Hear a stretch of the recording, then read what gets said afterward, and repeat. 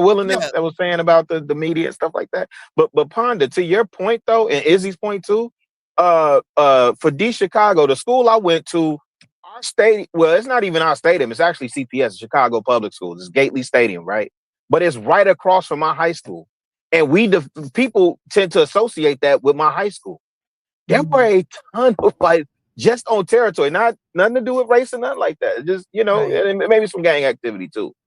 But the idea that you're protecting what you consider to be your territory is the point. So I agree with you 1000%, fam. Like, I don't know what this D Chicago dude talking I No think doubt. everybody about. I don't who's know. It should played, be I D think Naperville, man. He ain't from the crib, man. Yeah, D I think Warrenville. anybody who played sports in high school, you kind of know how it is. Like I even remember my coach was very particular about me even talking to another girl on the other team, and I just knew her from high school. Like she moved to Yep. another high school, played for the other team, and he was kind of looking at me in a funny way, like, who are you talking to? Oh Yep. yeah, I know her. Like I used to go to high school with her. He kind of gave me a look, like, we're at a game, like, and I was in uniform. It's a basketball game. And why am I speaking to the other team, even though I knew her personally? Oh, And keep in Ponder was mind, a hooper? Let me yeah, find out. I was a point guard. Let me Jump, find out. hey, Ponder, let me find out that jumper wet. That jumper wet or you No. broke?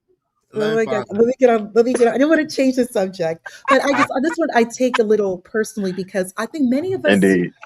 we were in this position when we were teenagers, especially at Facts. 17.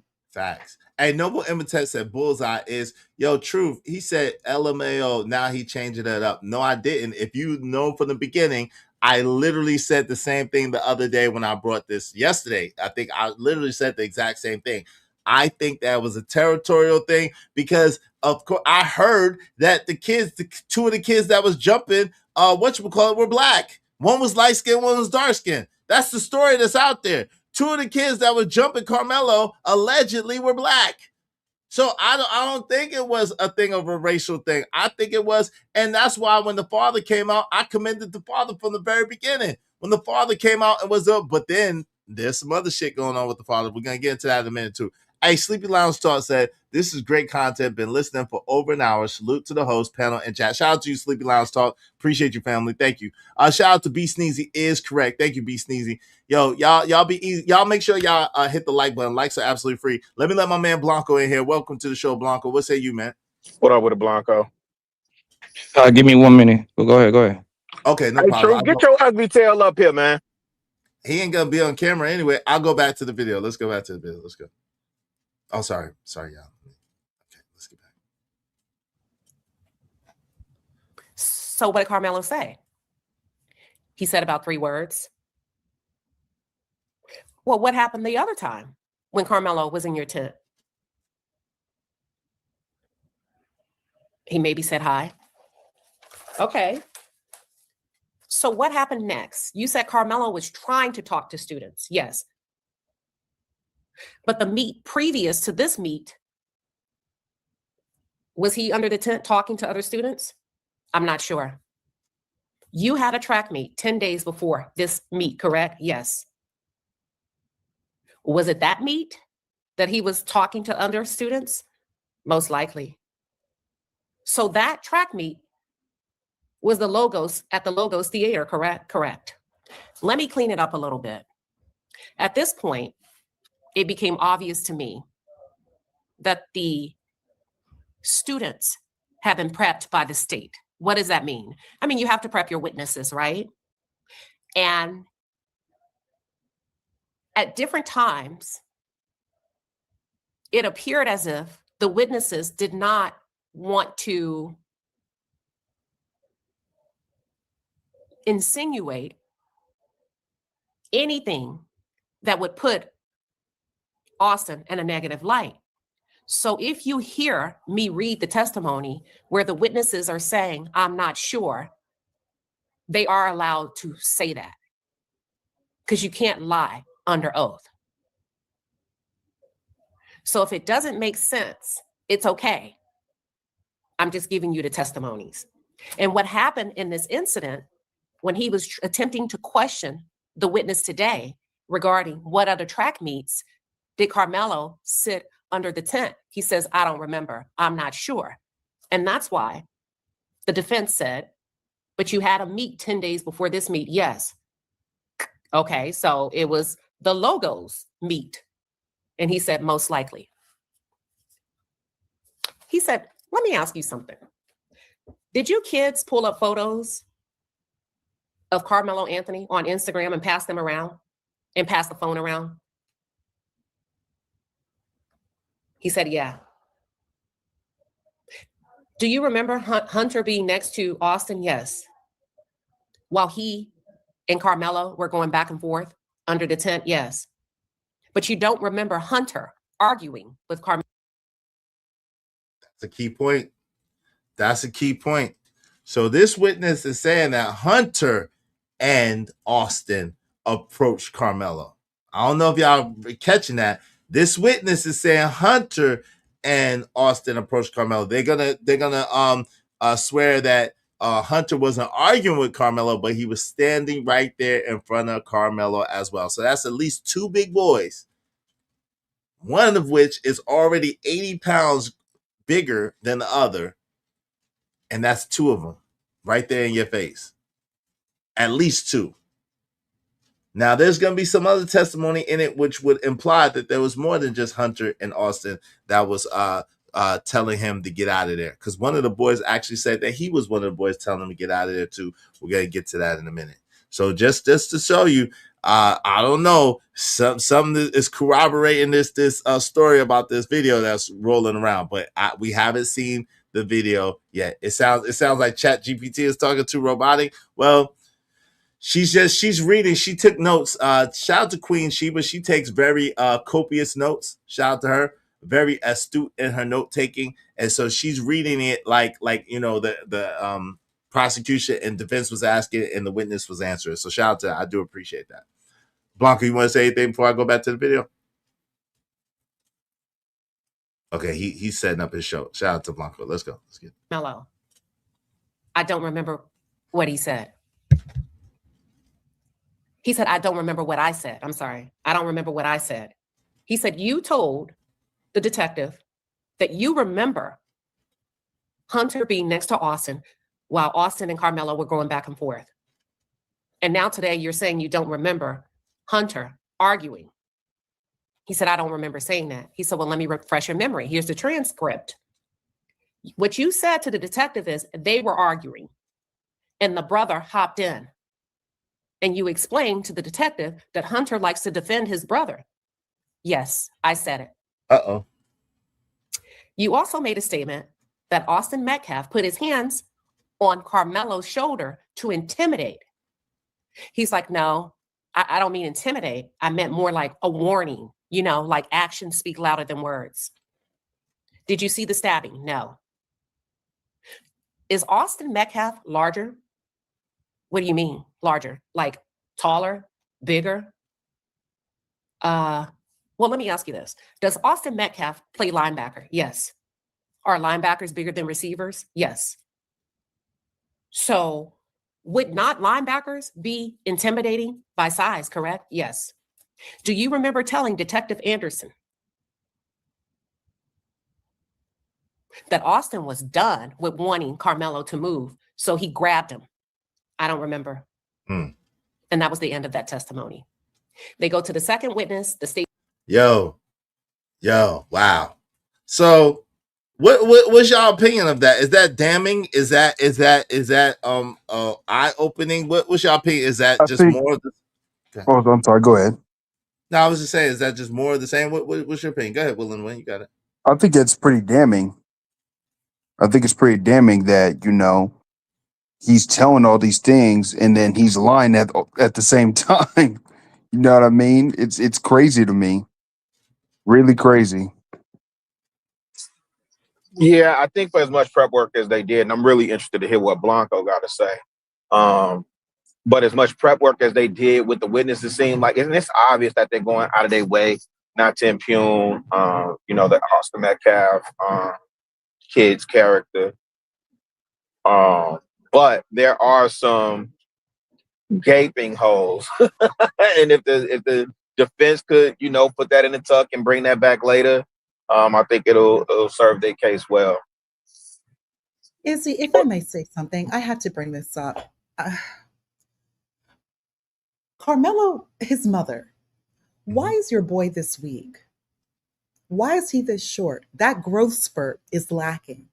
Texas makes him big. Is he? I see you're giggling. But he's not Texas from makes Texas. He's not from Texas. see you go there. For Texas makes Louisiana. them big. I know Baton Rouge. I know you're coming here. Texas makes them big. The black kids, the white kids. By age 13, you are supposed to be at least 6.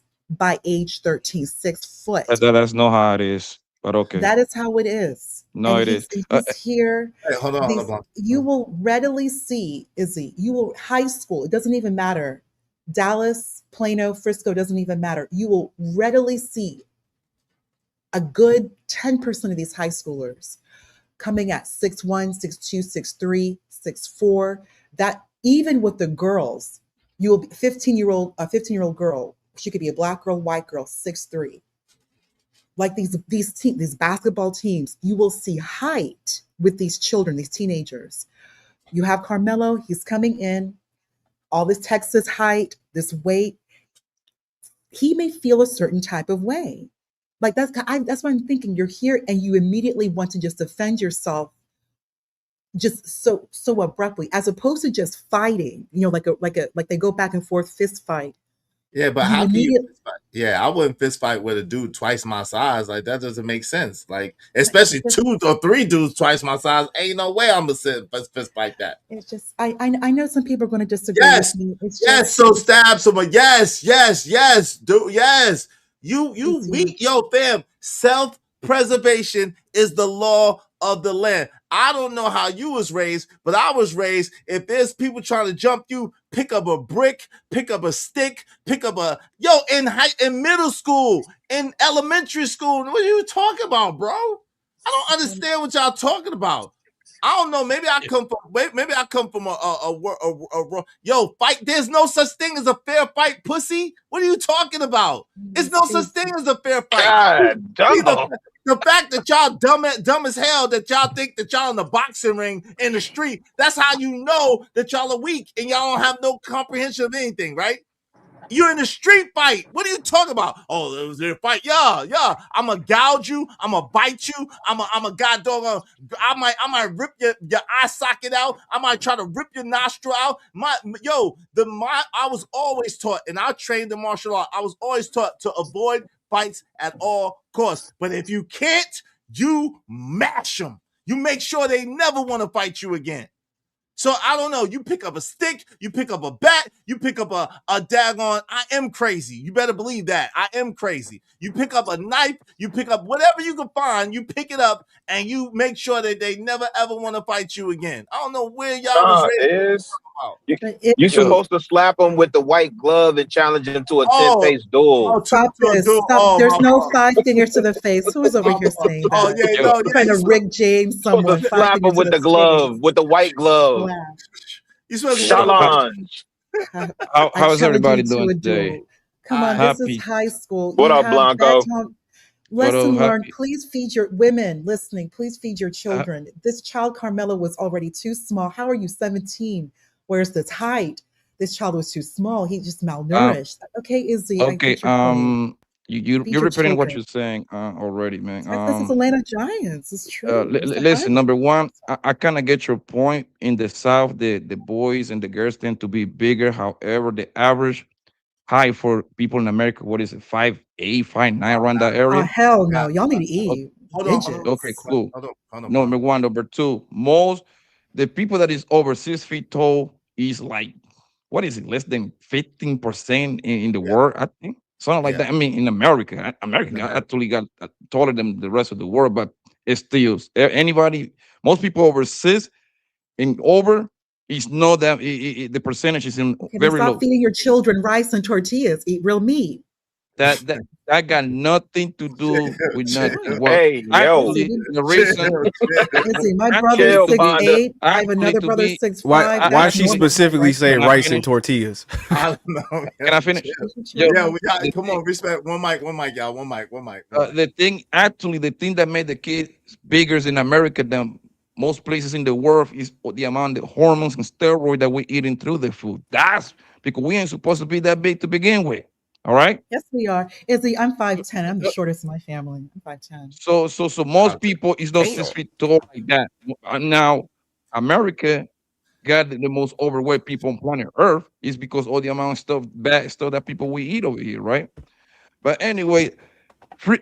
Let me start off by this, man. Let me get this off the dribble, man. Free Carmelo, all right. Free Carmelo Anthony. Free Carmelo Anthony, all right. Let me say that, and I hope the boy come home. I believe this is a self defense case, right? Because it wasn't one, and Carmelo could have never been the aggressor because he was in the quote unquote lion's den. Okay, so he will be over there. The lawyer already raised the lawyer already raised doubt on the case, right? Because everybody keeps saying that he didn't know nobody over there, but two of the witnesses say that he actually knew somebody at the things, right? Then the testimony that the witnesses gave our first 30 minutes after the situation happened is being completely different for the testimony they're giving in court right now. But that makes sense because now this, if I'm not mistaken, this happened last summer, right? This happened Last April the last 2nd. April, so pretty much for 15 months ago, right?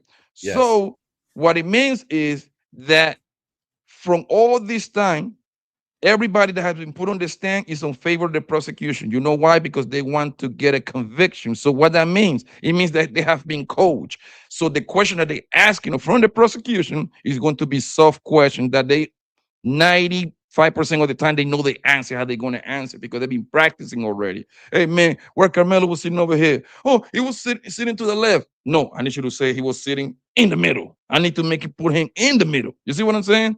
That's how that works, and that's the kind of games that those people play because they want to get a conviction by any means necessary. Like I've been saying since day one, and I read the paperwork. Man, have you read the paperwork? Nah, not all of it. No. I'm talking to the lady saying about Carmelo and Talking about Blanco. Oh, talking about Ponder. Question Ponder. yeah. Do you read the paperwork?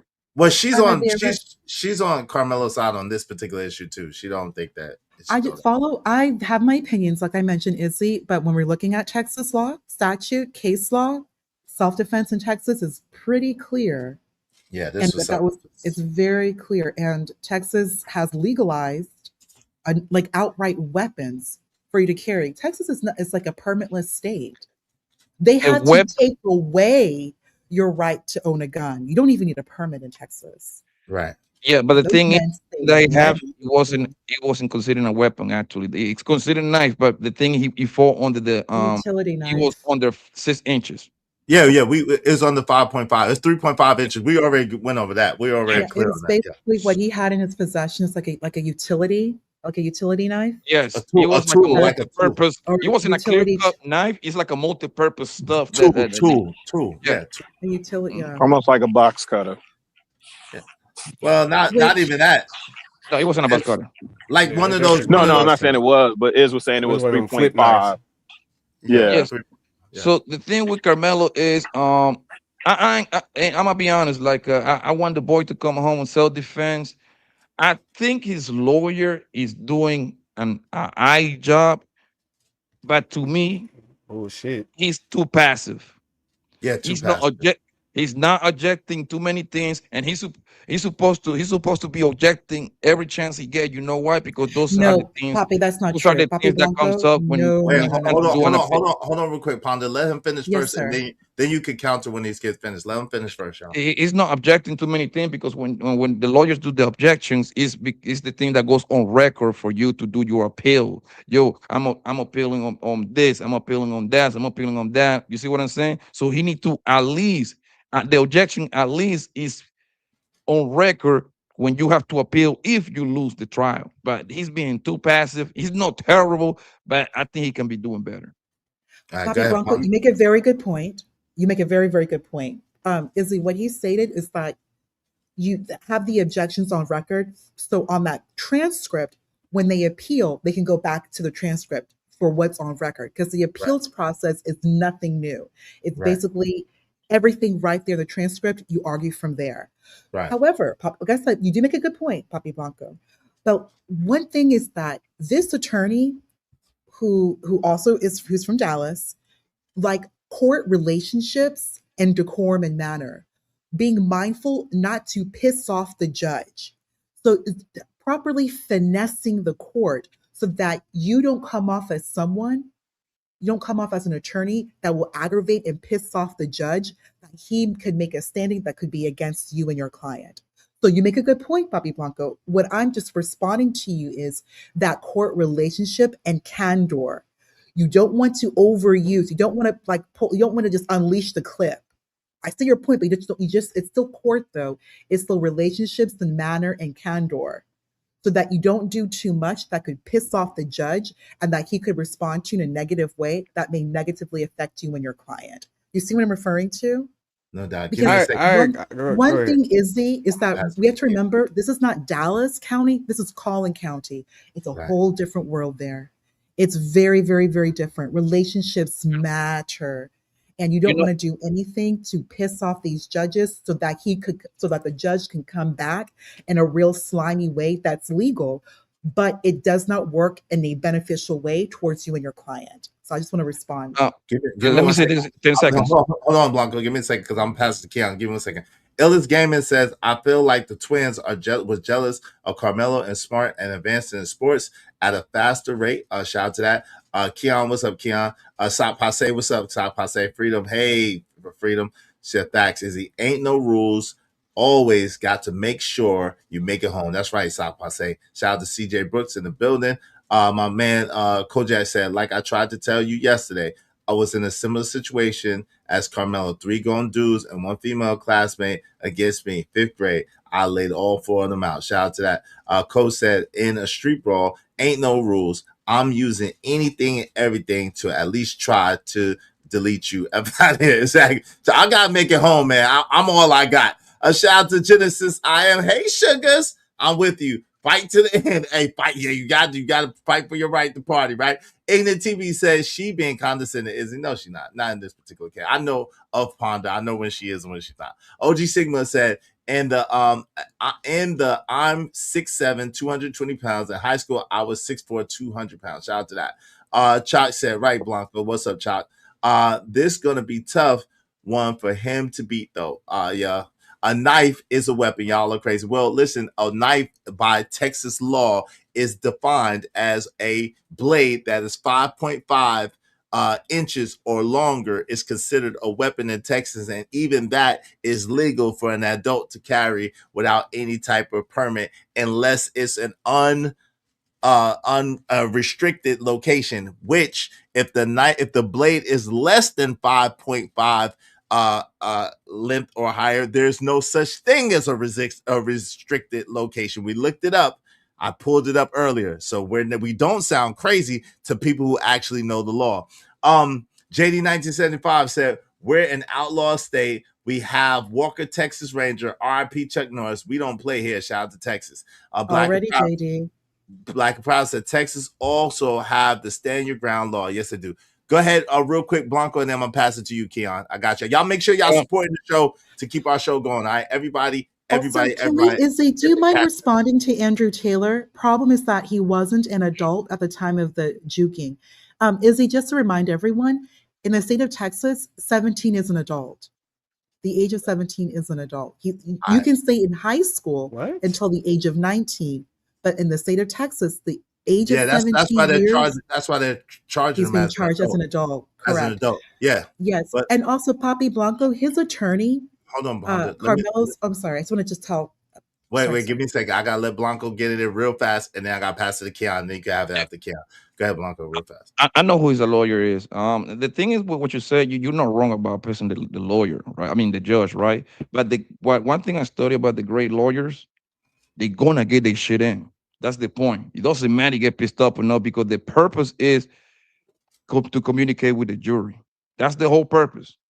They're gonna get that shit off, and then the lawyer says, stop doing that. So what they're gonna do is they're gonna go back, let it pass for a couple of minutes, reward it, and let it back in again, because they need to imprint the jury. That's their whole purpose. Go ahead, you can have it. But Blanco, who Wait, hold, governs the trial though? Remember, we don't want it, the judge still has final say as to who's governing, like the direction of the trial, what's allowed and what's not allowed. You're not incorrect. But what I'm Did you stating just is say that that a 17-year-old is considered an adult in Texas? yes, yes, yes, yes. That's yes, false. correct. That's That is very much fact. so No, false. wait, hold on. Fact. Hold on real quick. Hold on, Ponder. In the eyes of the law, as far as conviction, yes, and as far as what's considered a weapon or what's considered this or that, in that particular instance, yes, a 17 is considered an adult in Texas law. Yes. That's just absolutely false. But go It's ahead. not, Keon, just because you say it emphatically does not mean that that's true. We're telling Well, I can you, look it up. I can look it up. look it up. I did, and it's He 18. It's No, it's 18. not. He's being charged. So let me ask you a question, Keon. If that's the case, and he was 17 at the time, why is he being charged as an There's a adult? lot of 17-year-olds that's been charged as an adult. But for you to sit up here and say that a 17-year-old is considered an adult, that's Yo, just that's not fact. Let's hold on. No. Listen, they're not saying overall, like overall an adult. No, they're saying in the eyes of the law, in the context of this particular charge, in this particular instance, when it comes to a weapon, like all you gotta do is look it up. Hold on, I just pulled it up earlier, but Can I share something with you, Izzy? You know, a lot of companies will not hire until you're 17 because that's when you can actually be tried. You for in terms of like criminal cases, it's the age of 17. Under What? 17, you're still considered juvenile in Texas. But when it comes to criminal cases, it's 17. So a lot of places will not hire you until you are 17 because just in case that you steal something, then they can try you as an adult. You can be yeah, so, yeah, A go ahead. simple a simple Google will tell you that a 17-year-old will be tried as an adult in Texas, bro. Like I don't know what we even arguing there. A simple Google will tell you that criminally in the criminal justice will try you as an adult. Yo, Izzy, can I just get 10 seconds, wait, hold y'all, on. please? Hold on real quick. You just got here. Give me a second. Okay, so again, I gotta show you guys again because obviously y'all wasn't here when I broke this down the other time. Is it illegal in Texas for a minor to have a 3.5-inch knife? No, it is not illegal in Texas for a minor to possess or carry a 3.5-inch knife or carry a 3.5-inch knife. In Texas, the blade length threshold for restrictive knives, meaning restrictive locations, is 5.5 inches. Knives under this length, including your 3.5-inch blade, are generally legal for minors to carry openly or concealed. The fine print exceptions, where while you are legally permitted to carry a knife, you are prohibited for taking a knife, regardless of size, into specific locations: schools, polling places, airports, courts, corrective facilities, and businesses that derive 51% of their income from alcohol sales. He wasn't in a school. Minors and location restrictive knives, if the blade is 5.5 inches, it is classified as a location restricted knife. Minors are legally forbidden for carrying these large knives in public unless they're at home or on their property, inside the vehicle they control, or under the direct supervision of a parent or guardian. No, that's a fact. There you go. And Go ahead. technically, he was not inside a school building. Let's just remember Right. that. He was He- not there was inside Well, a he school was still on building. school property though. That Not, He was but he was on school, like the school board property, but not on school property. right It was in the like track the and school field. building where we have class, the Right. teachers, the lockers. I know it's a loophole, but it does hold. He technically was not inside a school building, Right. doors closed, locked. He wasn't. Right. that's Shout, not shout gonna out to my hold. auntie Yes, Loki. I Yes, I it know is. it sounds like a loophole. I understand, but these little tidbits matter. That's why It he is hasn't it got is a charged. difference. That's why he hasn't got charged with the knife, y'all. If it was illegal, he would have been charged with the knife. No questions about it. Shout out to my auntie Loki. Good to see you. Go No, Well, ahead. D Chicago, D Chicago. What Izzy and I are stating, he was not inside a school building. He was not. yeah, but I that doesn't really matter, to be honest. no, I'm it gonna be does honest. matter, It and I does. know It it's there's like a It- loophole, but it absolutely does matter. These little differences do matter. So why does it matter? What makes the difference? I just told you he was not inside a school building. Yeah. But why He was would not that matter inside though? class. No, okay. You told me. Why does that matter though? Why does it matter? It matters because from what Izzy just read, there are restricted locations. But he, even though he was at a school event, which he was, it was a school event On school he was property. not at, yeah, on school. That's- Well, you can make. I see, sir. I do see your point. I do see because it is school property, but he was not technically. He was not inside a school building. He was Right. not inside a like school lockout. Izzy, let me locked educate you, educated classroom. dummies, real He quick. was not. I'm Yo, gonna why And educate the the argument educated. and the argument can be Hold made. on, what y'all Real see? quick, That's Izzy. nah, 10 yo, you come. seconds, y'all can continue. Hold I'ma on, but leave. hold on, no, but you ain't gonna get your shit off and then leave. What you talking about? You ain't gonna call people dummies and then get to go. I'll wait. Like, I'll come let y'all on. talk shit to me after. I'll let you talk. Nah, but that's crazy. Like, why you gotta talk shit at all? Why can't you just state your case without calling people names? Can I just state my case, y'all, please, for 10 Go seconds? ahead. Yeah, without calling people names, sure. Okay. What y'all don't understand is I don't care who you are. I don't care what somebody does to you. You don't have the right to poke somebody. He's going to jail. He's going to get life. Y'all are so smart that y'all dumb. No, he's in Cannot- Texas, fam. It's Let a me. stand your I ground said 10 state. seconds. Can I I don't know why we arguing this. Izzy, please, Let- Izzy.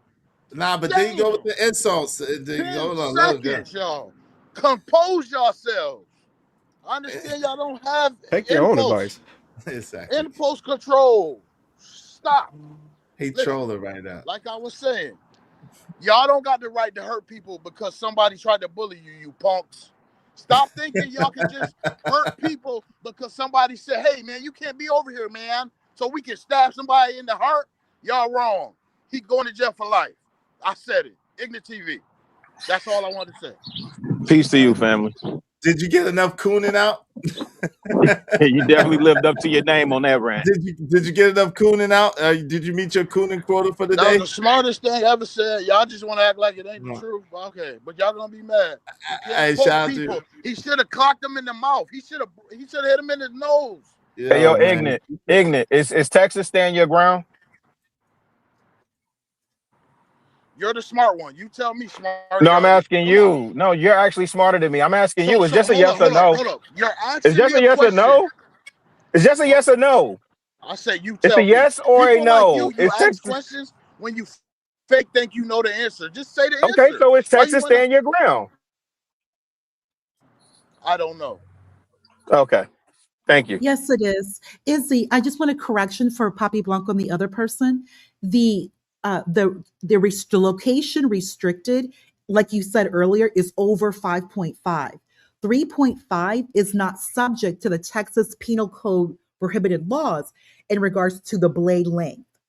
So yes, it's restricted, schools, airports, etc.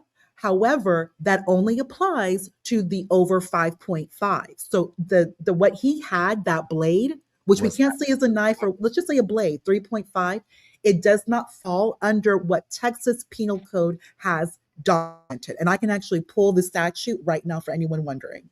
I have it right here. I mean, but you again, you cannot have a weapon on school grounds. Like that's Okay, it's not a good it's not not a good debate. respectfully, It's It was not a respectfully, weapon, genius. It was it's a not blade. It is a weapon. It's- It's still a knife. it's- A knife is still a hold on. weapon. Okay, It was sir, a No, cleat it's a blade. sharpener. Hold on. It's a Cleat blade. It's a sharpener. blade.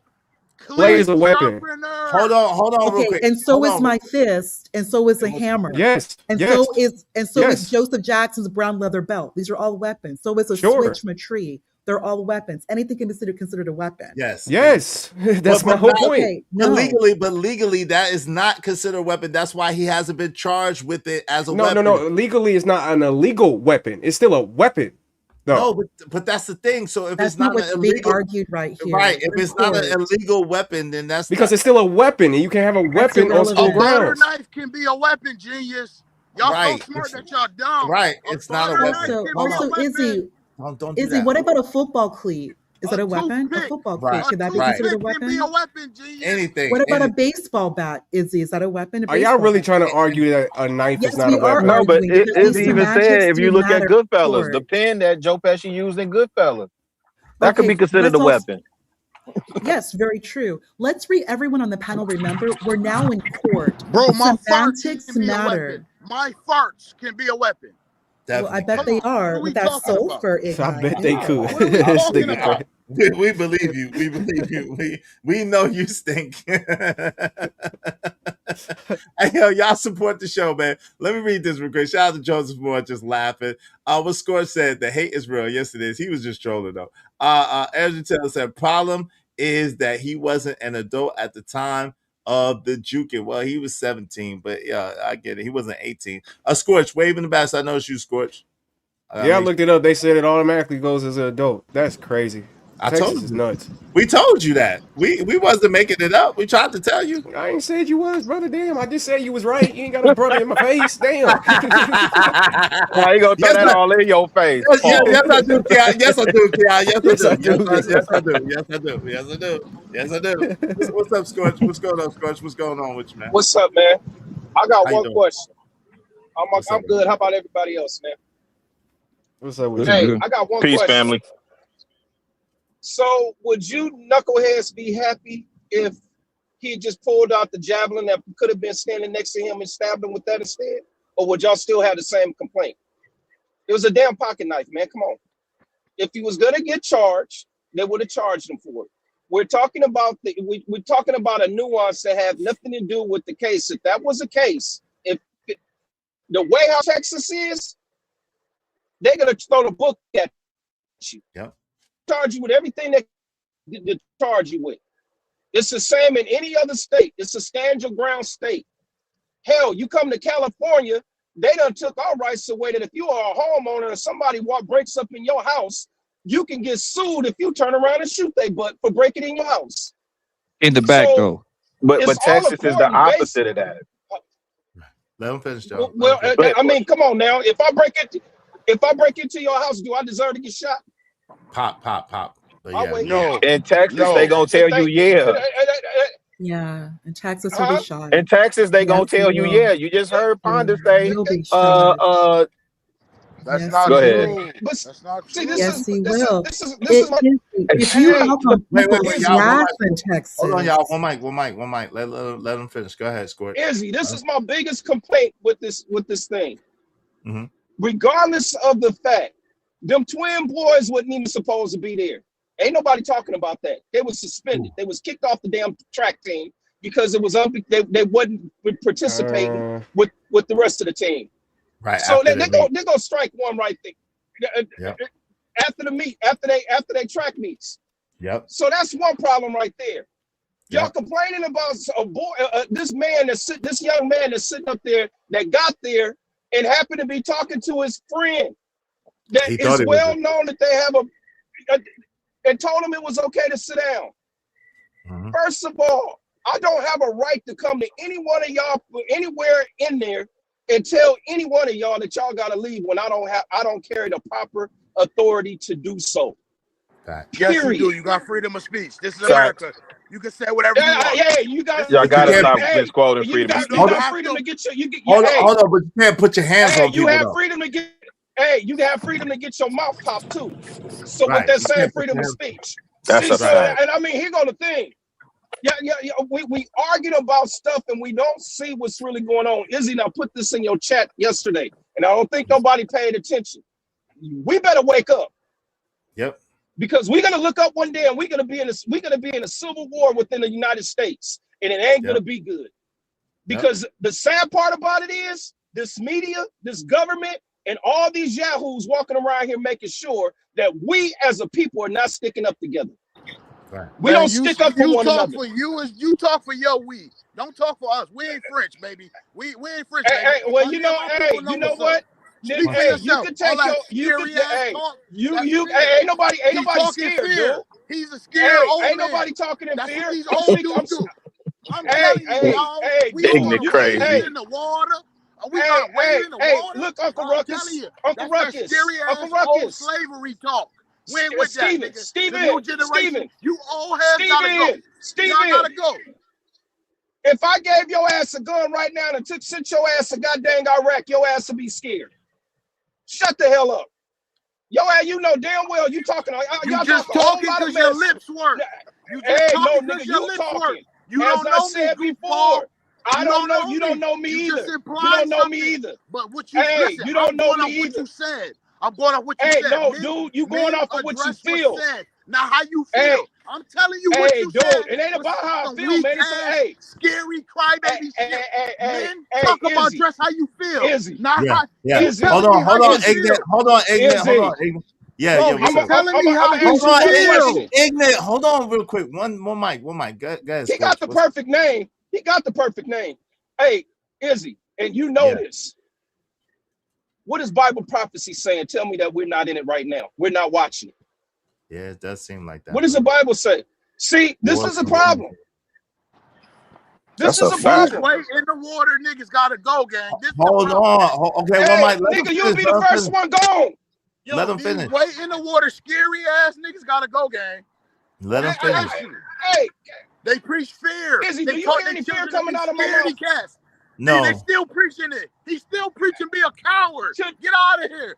We're How out is he here to preaching I help. that? haven't said We're anything about about being a damn solutions. coward. Cry, baby. Stop crying. We're about solutions, cry, baby. Okay, Hey, hold on with the name calling. Relax, Ignorant. Go ahead. Let him respond. Go ahead, Scorch. well, I mean, I have no choice but to call him by the name that he's giving himself, ignorant. So therefore, apparently, he is ignorant because he's talking ignorant.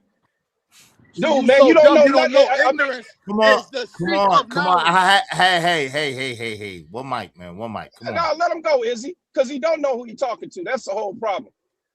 See, that's how I He know you don't, so and that's the problem. surface level. You're not a thinker. You, You're a surface level person. You read the word ignorant and you think that they don't know something. That's somebody that's seeking knowledge forever. You're so stupid and senile. You don't Izzy, understand. You don't know how to. You hey, don't know. Izzy, I think you need to tell your boy who I am. I think Y'all you need to better tell your stop boy who I misquoting am, man, the because apparently he First don't know what Amendment you are. and thinking because you stand on Constitution that you got the right to say anything to anybody without getting dealt with. The First Amendment Yeah, protects you from exactly. persecution of the government. It Right. protects you from persecution of the government, not from me. Right. I mean, And then, technically, it does. Go but ahead. listen, Go. but No, and no. also one mic, He y'all. talking about, hey, he Hold on, give me talking a about, second, Scorch. hey, Give me 1 Izzy, second, no, Scorch. I'm gonna get off real quick. Oh, give me Oh, 1 second. go ahead. The First Amendment, it does have the right to a freedom of speech, but the Second Amendment is the right to bear arms. So, like my man Aaron O said a long time ago, yeah, you can say whatever you want, but you better be ready to protect what you said. You know what I'm saying? So, Consequence, Izzy. That part, Freedom we of all speech agree does on not that. mean freedom of no consequence, right, Izzy? right, Freedom of speech does not mean freedom of no consequence. that's a There are fact, Correct. consequences for what you say. That's what you got. Number one, we'll be coming with number two. no doubt. Yeah, but Hey, you're going to jail. But go ahead, Izzy. Go go ahead. ahead, Scorch. Go ahead, Scorch. I don't think nobody, first of all, we might be shocked just because it's an all-white jury. You don't know if you might find one of them white jurors up in there to be sympathizers to Kamala Anthony's Well, plight. technically, it's And not all white. Wait, hold on, or, I y'all. mean, Hold on, whatever it is, My bad. we know that there's no people of our color up in there. How about that? We know that That's a fact. much. So, That's a fact. so therefore, let's really just take it for what it is. I mean, first of all, at the end of the day, he didn't have a jury of his own peers. Them goddamn Facts. 3 teachers that they rejected, and then they had a white teacher sitting up there on the other side, and they accepted her. See, so Oh you could wow. already see the gameplay. All this other stuff that they doing or whatnot, man, they already said they got the tape. I still want to know how somebody make me understand how in the hell you a court and don't have a system that can actually watch a 4K video. I mean, my God, come on, man, really? I mean, it's a whole lot of stuff that when it first happened, we was already talking about what people had already came back and said. Remember that, Izzy? Yeah. Remember when this first happened, man? Well, how many times was everybody arguing, talking about, hey, he just should have went on and dealt with him and this and that. It's kind of hard to deal with 4 or 5 people plummeting on you, man. Come on, dude. That's fact. Way bigger than you. That's a fact. Yeah, and then if you come putting your hands on me, let's be Cry me real, a man. river. Cry me a river. Ain't no cry You me supposed a to be river, man. stoic. Let me Ain't tell you you a real something. man? Ain't you What? stoic? Ain't Hey, you a real dude. man, right? Hey, What? hey. Y'all preaching. Wait, Hey, I'm hold supposed, on. hey, I'm hold supposed to up, be That's man. what stoic y'all while I'm getting my preaching. butt kicked. I'm supposed to Yo, be stoic. The Like, disrespect is intolerable. It's unpardonable. You lost your rabbit ass mind. Chill. Yeah, man, this man crazy, boy. You That man, wild. You that wild. man crazy. You wild. You a Hey, Look wild. here. on the real, Izzy, on the real. All I'm saying Izzy, is, can I just get 10 seconds and I'm gone? Hold on, the brother's talking. Why you just I'm getting hold ready on? to get off, man. Hold on, man. Hey, Nah, I'm y'all getting let ready to him go finish. off, man. I'm Go getting ready to ahead, get Scorch. off, man. Go ahead, Scorch. Go ahead, Scorch. Say what you're saying. Go ahead. All I'm saying is this: none of us really know what the outcome is going to be. We really don't. We only guess. We only guessing and speculating on what we think is going to happen. And most times, why? Because of the fact of past history. Think about it. All these other cases president. This ain't feelings. This is just how it is. This is America we live in, y'all. And the problem is they know exactly what they're doing. Every time they get all of us to act like a bunch of yahoos arguing with each other about whether he's going to walk or not. Right. We're not in there. We're not in the courtroom. We ain't seeing everything that they see. We going off of things that we think. And then we want to sit up there and act like what I wouldn't do. I wouldn't do that if it was me. I would have went on and took the pressure. I would have fought. Really? How would you know that if you wasn't there? Fact. That's all I'm saying. Y'all have a blessing. I'll watch from the clouds, Izzy. You do. I appreciate you, man. Be safe out there. Go Frank ahead, Carmelo. Okay, Ignorant. Go. You got your. Can I get my monologue afterwards too? Izzy, go You ahead. could give me a timer. Go ahead. Get your 10 seconds on. Go ahead. Yo, I'll be so quick, y'all, and I'm gone. Can I go after Keon? Wait, hold on. Yeah, let me read these after Ignorant and then Keon and then you and then we'll open it up. Go ahead and we'll get back to the video. Y'all support this daggone show, man. I'm gonna tell you what, we ain't gonna have no show if we keep getting no support. We need everybody to throw $5 out. Support the show. If you support the show already, I'm not talking to you. A lot of y'all support it. I appreciate you. We just need a little bit more support. We need 10 people, at least $5 a piece in the next half an hour. Come on, man. 10 people, at least $5 a piece in the next half an hour to keep this daggone show going. We got a lot to go. Come on, man. Go ahead, Ignorant. I just want to say OTs is the reason that we in the situation we in. It's because y'all told people to turn the other cheek. You told people to be better. You told people to acclimate to white people and do what white people do and try to be a honky. That's what y'all told us. Y'all told us to speak like a honky, talk like a honky, be a honky. And it's like, when now the youth is fighting back and we not jacking it. So anything that's going on, y'all really can't say nothing because y'all failed your youth. So at the end of the day, when old heads come here, tell them, oh man, I'm dying bad. He's driving Mass's cookies to Mass's house. So at the end of the day, he's gonna get smoked because he didn't do what he was supposed to do. He was supposed to. They said drop you, please. All right. Shout out to Jay Lewis. She said drop him, please. Shout out to Jay. If y'all want to bring Ignorant back, it's just $20. She said drop him. Thank you very much, Jay Lewis. Jay Lewis, let me show y'all. Y'all heard my thing. Y'all heard my thing ring. Y'all heard it ring. She said drop him, please. Drop him, please. All right. Y'all heard my thing ring. All right. So y'all support the show, support the stream. Thank you, Jay Lewis. I appreciate you kindly. I appreciate you, Jay. She said drop. All right. Give me 1 second, and Keon, let me read these and then you and then ponder and then we'll open it back Hope up. you don't mind if I say this out loud. How wonderful life is, 'cause you're in the world. I love you. I love you. I love you. I love you. I love you. Appreciate you, Jay Lewis. Thank you so kindly. Thank you so kindly, Jade. Greetings, grace, peace, and abundance, my guy.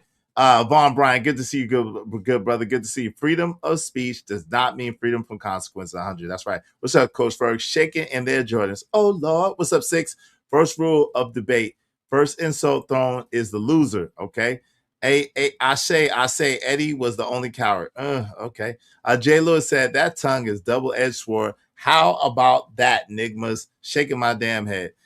They jumped that boy and he protected himself. Shout out to 6. Jay said, exactly. I say this all the time. It's on full display. So sad. Bridget M, what's up? My sister said, until you are in the same situation, you don't know how you will react. That's a fact. That's a fact. Make sure y'all be like Jay Lewis to support the show, support the stream. I mean, help us reach our goal. Help us reach our goal today. Go ahead, Keon. You got the floor. What say you, bro? Keon, you there? Salute to Crocodora. Cocodora. You there? Okay, go ahead. Question to ponder. I don't know if No, Keon he'll probably come back. So thank you, Izzy. I just want to kind of respond to what people have been saying. Okay. We have to remember something. If you don't want to, the honkies go back and forth with them, don't live in their cities. Let's think about this. They moved from Baton Rouge all the way to Frisco. Izzy, they passed Dallas. Why did you not just move into Dallas, which has not only an actual Black population, but you have Black representation in Congress at the state level and at the federal level? They could have easily moved because there's something, Izzy, everyone should remember. Izzy, this area, well, Dallas and Houston, a lot of the Katrina people moved here. They moved. So you have a lot of Katrina people who are already here. Katrina was back in 09, 10. So people know where to move and where not to move. Dallas is still very, very segregated. There are certain places, in like sundown areas, there are certain areas that probably are not the best for you. These are just facts. As opposed to being in Dallas, they could have bought a house, stayed in Dallas, Lake Highlands, Oak Cliff, go further south, wherever, or go to like DeSoto, Duncanville. But then he moved. Areas. Didn't the dad move for his job though? Wasn't his job in that area or something like that? If I'm heard? Then they can have their job anywhere. Buy your F-150, buy your Silverado, your Excursion, and just drive. Everyone drives an hour and a half, hour. You stay in traffic. You could have found a home in an area that was more Black populated and start your family there. They chose to go all the way to Frisco, where we are not there at all. And that government is not there at all for anyone. Even if you get caught shoplifting, it is 10 times worse there in Collin County than in Dallas. There's no representation of us there. So for someone from Baton Rouge, you already know that. How do you know that? Because many of your kinfolk all suffered from Katrina and have been living in Dallas for how long now? What's been like 10, 15 years now. You know better. They rented a house in Frisco and that he went to Centennial. Centennial has been known for being an excellent school. It's excellent. Furthermore, they don't even really have white people like that. There are there. Of course, they have a lot of money. It's Frisco, which is on the area of Plano, which is West Plano. But there's a lot of Indians there, a lot of Indians. And they're going to be more in line with how white people want things to be, which is keeping those property values and the test scores. And also the Indians are also represented in a lot of the legislature and the state legislature in the city. And really, like the state offices, they're there. They're running for office everywhere. So there really is no Black people. Plano had a mayor. He was from Haiti. So there's not Black folk there. There never has been, never will be. And what I mean is in great numbers and in representation and owning businesses. It really, really, really is a very small percentage of just us. It's more like Centennial, like 7%. So Karmelo's coming in. Karmelo is already looking malnourished. He's not Texas big. She should have focused on feeding that boy, where's that height? I'm just sorry. She missed a growth spurt. Why you keep going back to that? Leave that boy alone. He has seizures. Leave him alone. He's fattened that boy up, got him ready. And I'm sorry, I got to bring it up. And then he's bringing, Louisiana sentiment. Louisiana, just like I think you remember, like Fifth Ward, Lincoln Park, Louisiana, New Orleans, one of the hardest hoods in the nation. They were averaging like 2 homicides like every week, something crazy, like one of the roughest hoods in America. And New Orleans, Baton Rouge has a reputation, but many of them are moving to Dallas. And then you're not even staying in Dallas, you're going to far north Dallas, and you're bringing a mentality that is not going to work over there at all.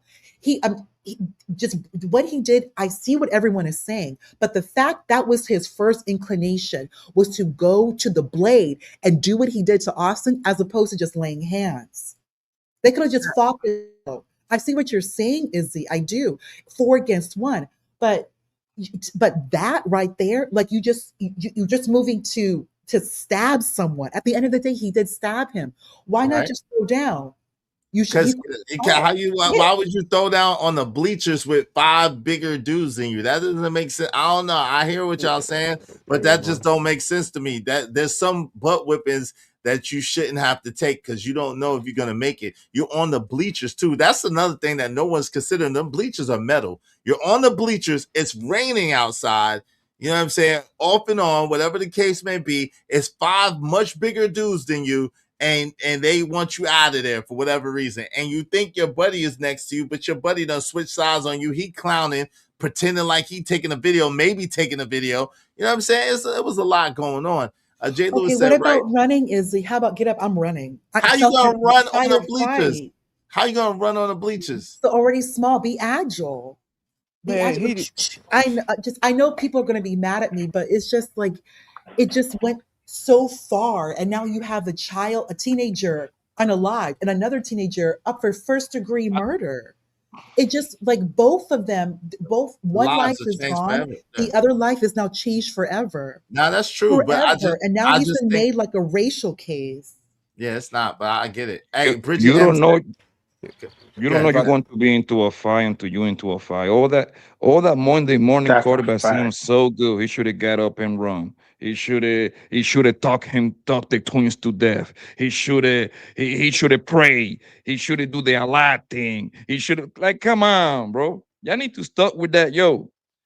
According to the people, most people that was there, they literally saying that one of the twins was standing up and young and Carmelo was sitting down.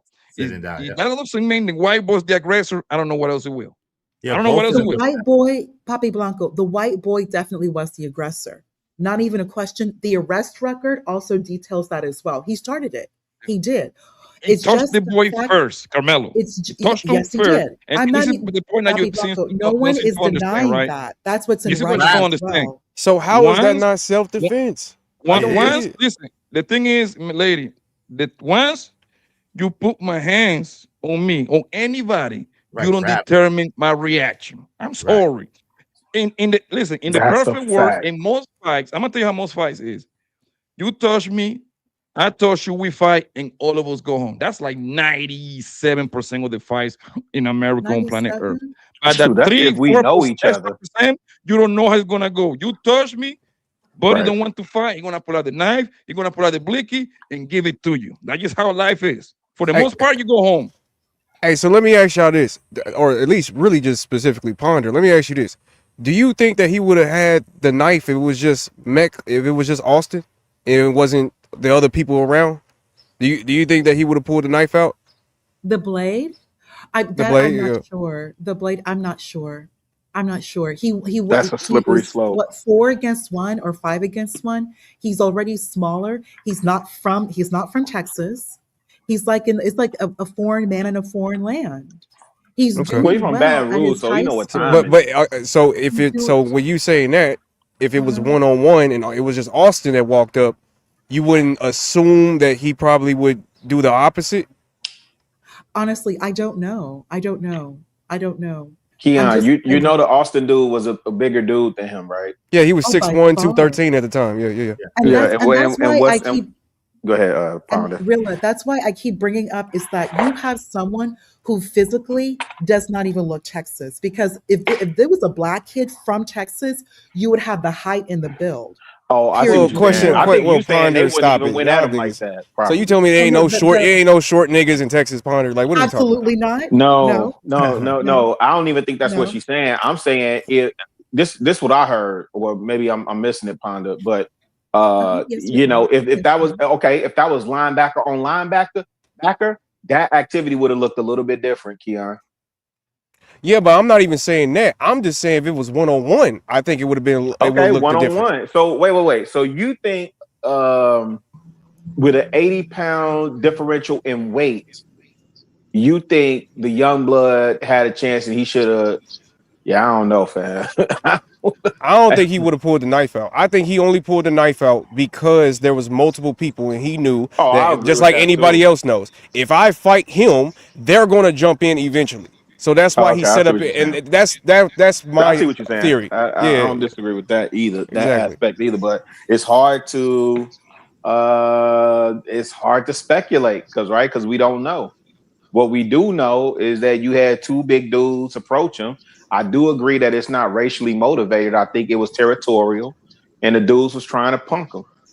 Yeah, it was 5 altogether. Just to let you know. And here's the thing: I ain't heard nobody else say this in a good minute, man.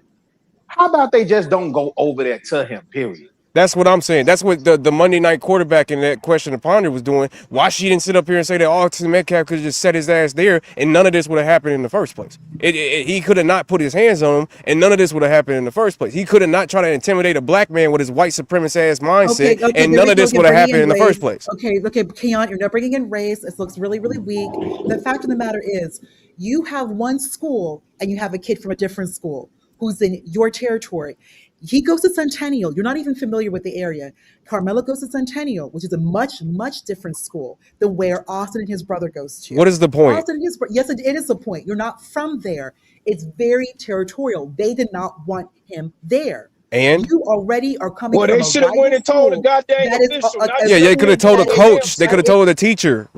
And then you could also tell Karmelo, why did you not just run away? You go because to a he was school told that he could that's sit over down 50% Asian. You don't fight like that, Karmelo. Why did you not just run? Woulda, shoulda, coulda. I'm finding the money to make. You the one that brought up woulda, shoulda, coulda. Yeah, I just said right now. I did. You can say a lot of things. Austin approached Karmelo, and it's nothing to do with white supremacy. Austin already goes to school with like 20% black, 20% Hispanic. He's already going to school with black. Yes. And you're the adult. These are teenagers. These teenagers are not racially motivated, racially inclined like your generation. You can think that is white supremacy. No, he's not. This is not black and white. It's Centennial versus Memorial. Okay, then so why didn't he tell a teacher? Centennial. Why did he think he had enough authority to do it?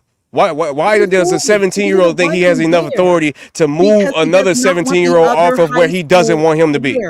But he doesn't have a right to tell him. He doesn't have a right. He doesn't have the authority. Simple as that. Rights. What do rights?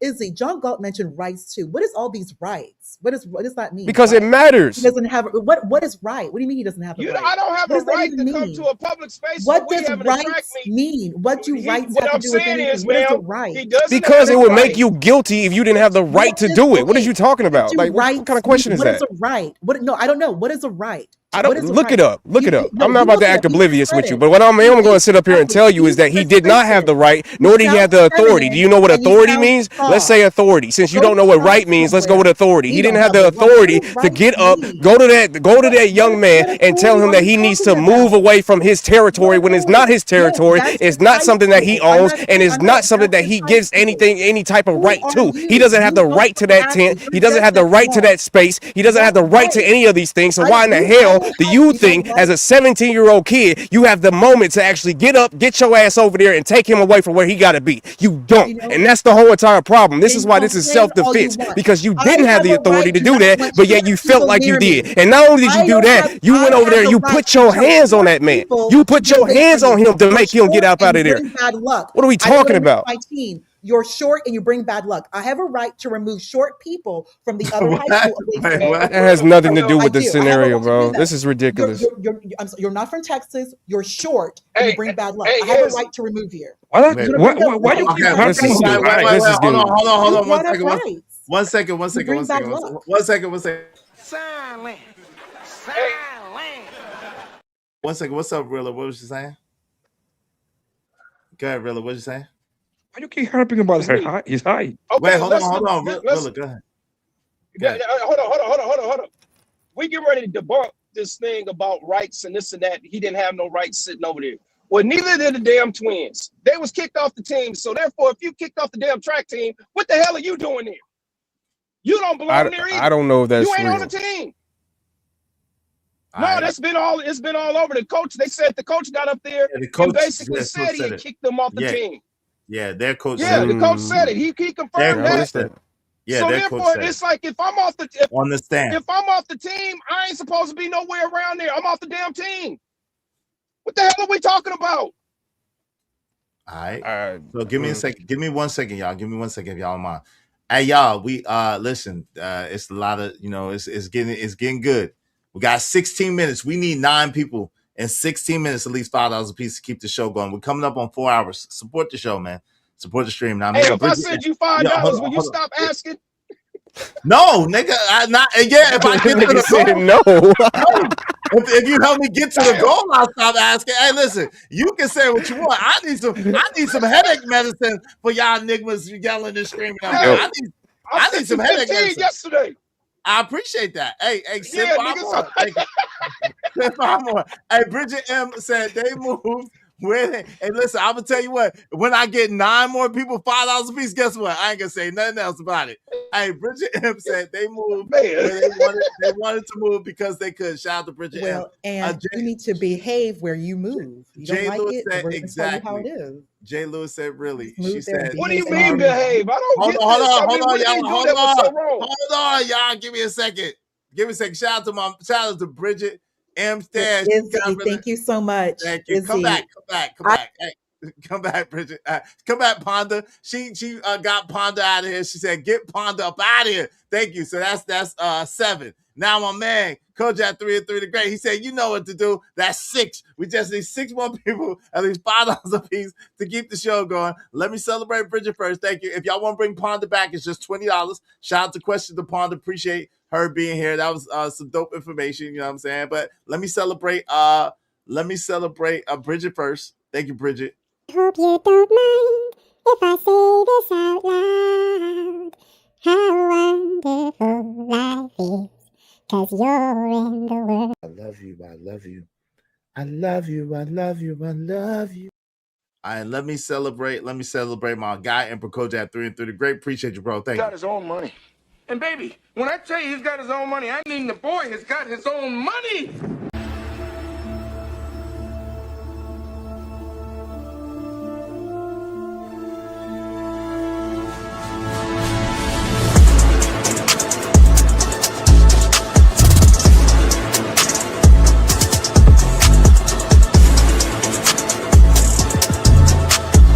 Remember, with great power comes great responsibility.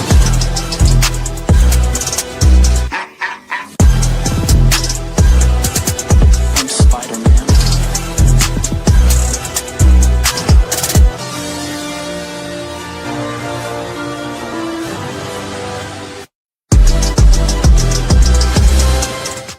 Yo, shout out to Emperor Kojak 3 and 3 the Great. He said, "All hell, the Supreme Emperor Kojak 3 and 3 the Great either bow down to get put down." BS just dilly. Yo, give me 1 second. Let me just finish these real fast, and then y'all got it. Listen, when I go to people panels, I cut up. At least I send bread. I'm just saying.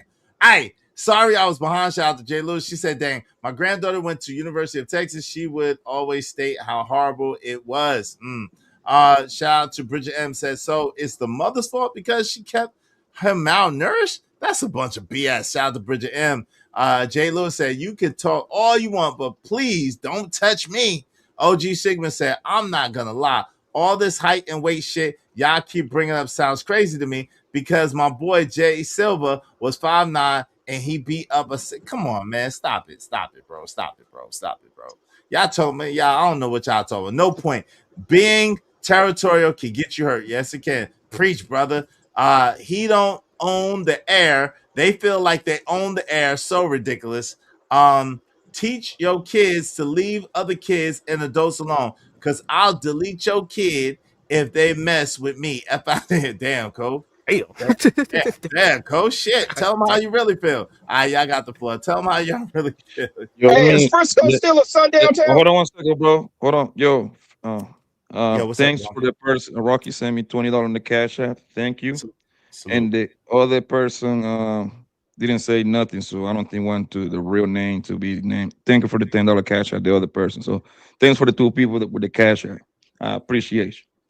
Salute. Hey, nice Frisco still a sundown town? I don't know. Apparently, it seemed like it's close to it. If it ain't one, it's close to one. What's up, Nidish? What's going on, man? If it ain't one, it's close to one. All right, so let's get back to this, man. Let's get back to this, and let's see what they had to say. All right, let's go. He calls a second witness, and this is a 16-year-old male. He's scheduled to graduate with class 2028. He plays football, and he also runs track. They ask him, the state starts off, "Tell us what happened." on April 2nd, 2025. He said, I arrived to the track on bus. I helped to unload the tent, the coolers, the bigger boys. We are the bigger boys, and we helped with all of that. He said, who helped? It was me, Austin, Hunter. Was there weather on that day? It was cloudy. And it was rainy sometimes. Okay, so what happened then? I walked around with Austin and Rhett back to the bleachers. Hi. Hold on, y'all. Give me 1 second. Is this from downstairs? All right, let me go past a little bit. She was talking. He said, I just saw I saw a kid from Centennial, but since it wasn't raining anymore, we told him to leave. Who told him to leave? And at this time, the witness named the big guys. He said, me, Austin, Hunter, and Luke. All right.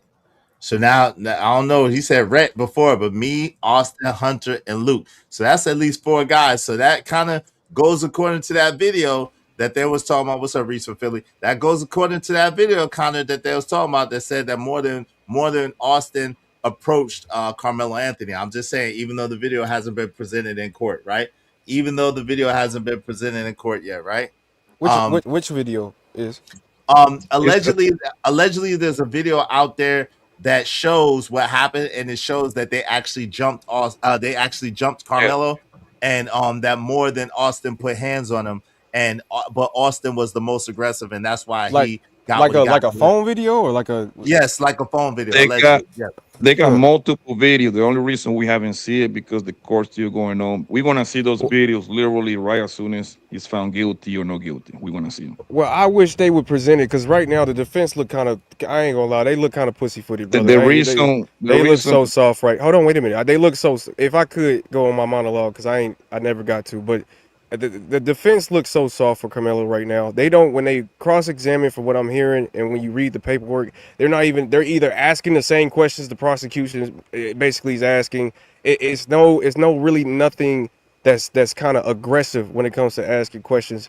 They did put in a motion. They did put in a motion today to something verdict, a motion of something verdict, where basically they were saying that the prosecution didn't even present any evidence that actually made sense, basically. Like they didn't prove their point. Yeah, they proved their point, and the judge denied it basically as 10 seconds from what I'm hearing into the prosecution's defense. But it doesn't look good for him, man. It really don't. I don't think it's a murder one personally, but I also don't think it's self-defense. I'm not gonna lie to you. I don't think it's self-defense, but I don't think it's a murder or a red rum. Yeah, my bad. Red rum one. Go ahead. Well, the thing is that for the most part, it's up to the state. They are the one that have to prove the case beyond reasonable doubt, right? In most cases, if you follow, if you watch a lot of real life cases, right? For the most part, they never gonna put the witness on the stand, which is Karmelo, and they don't want to bring up. For the most part, they don't bring up people. The only people they're gonna bring up is character witness to say his coach, his parents, his pastor. Oh, he's a good kid. Blah blah blah. You know why? Because once you start bringing too many people in there, you're exposing the other people to be cross-examining, and then at that point, you're gonna throw the case out of whack. But that's what I'm saying. Even the witnesses they bring, like for instance, right? Because this is the person I was waiting on. Okay, so y'all know in the story where it says that supposedly that Karmelo Anthony was actually there so he can talk to one of his girlfriend or his ex-girlfriend's friend, right? His name is Eddie. Yeah. I was waiting on this witness, and supposedly when he goes up there, he actually denies some of the stuff that the defense was actually telling me. That's what telling him. He wasn't. Hold on, real quick. He wasn't the defense witness. He was the prosecution. He was exactly. And that's because, hold on, and that's because he wasn't actually the friend. He was claiming to not actually be the friend. Be his friend, exactly. But he was claiming to be the friend of Austin, and Austin was like his brother. So, yeah. But I'll be honest. I disagree with you wholeheartedly, Keon, because I saw what you chatted in the chat earlier, and I wanted to get to this because it's going to come up in a minute. I think that his case was the most in favor of Karmelo by default because he got caught out there lying and got. There you go. Hold on real quick. Let me just finish. He got caught out there lying, and he got caught out there trying to downplay the relationship of him and Karmelo. So because he was lying so much, which is weird. because he was trying to so hard to cap and rap, I think that he helped Karmelo more than anybody else. And at that point, hold on, because I do agree with you, but at the end of the day, it's a helping that's kind of on both. It's not really, it's helping them because it seems like that he's either lying about it or he's not telling the full truth, whatever the case may be. But at the end of the day, it's still, if he doesn't tell the story how it is, it's not helping Karmelo. If he doesn't tell what was happening during the time, if he doesn't tell exactly what was said, what did Austin say, then it's really not helping his case, if that makes sense. No, it but is. Go ahead. That's not accurate. Hold on real quick. It is helping Karmelo's case because it's taking away from the credibility of the state's witnesses, and it's bringing in reasonable doubt. Right, and it seems as if all the state's witnesses have been compromised and are compromised by heavy bias. But is he though? Let me ask you this: so, do you think that the defense wanted him to go up there to lie, or do you think the defense wanted him to go up there and tell exactly what was said?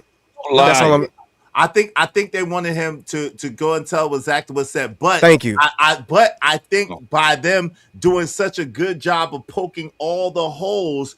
That's a fact. In his testimony, it helped the defense tremendously. Go ahead, Blanco. You're trying to once the lawyer, once any lawyer, right? They got you on a lie. There is no need to go any further. That's the game, because I need that to stick to the jury. That's the last thing that you say. It was a lie. I caught you in a lie. Because if I continue pushing, tell me the story, and give him a chance to come back to be truthful. You see what I'm saying? That's when you stop right there at the line. And that's when the guys be like, no further question, you want. We're going to leave it right here. He lied. Yo, he's right, because OJ was free because of one sentence. Say that again? Yeah. OJ came home because of one sentence. Okay. Cool. Okay. One word spoken, that's what freed him. If it don't offend, he must have quit. Nah, I wasn't that one. Was what Mark Furman said. Hey, straight like that.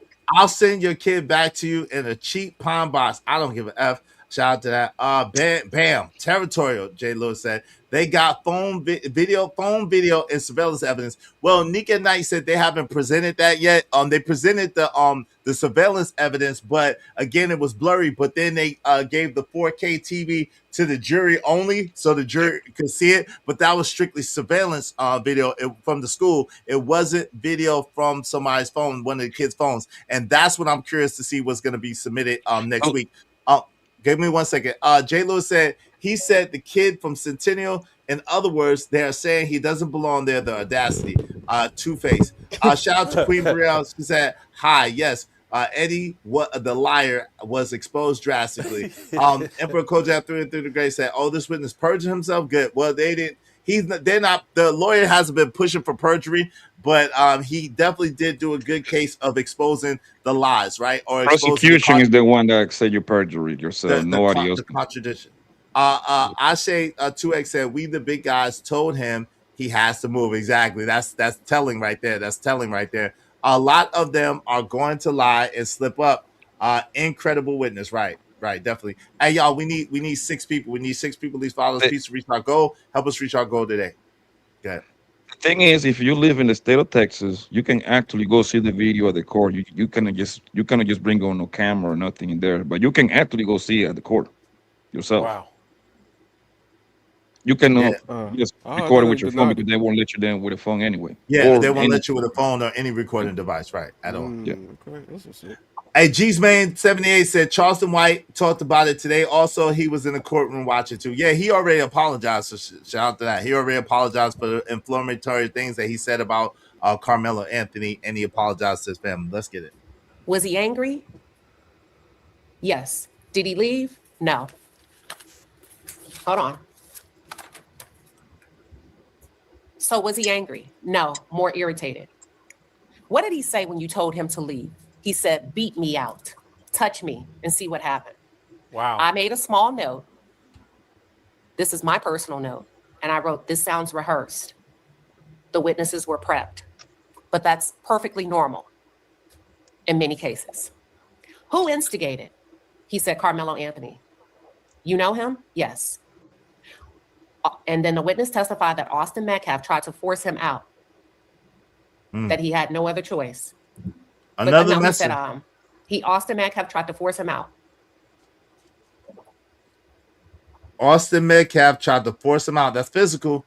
That's not talking. Austin Metcalf tried to force him out. Just pay attention. I want y'all to catch these key moments. Now, I don't know if the jury's going to catch it or not, or the jury's going to hang on to it or not, but these are very telling things. These are Austin Metcalf's friends that are testifying against Karmelo, but there's some very telling things in the things that they say if you listen closely. All right, let's get to it. Yeah, he had no right. Of course he did. All right, let's get to it. Let's go. Y'all support the show, support the stream, I mean. And after that, Karmelo stabbed Anthony. Was Austin angry? No.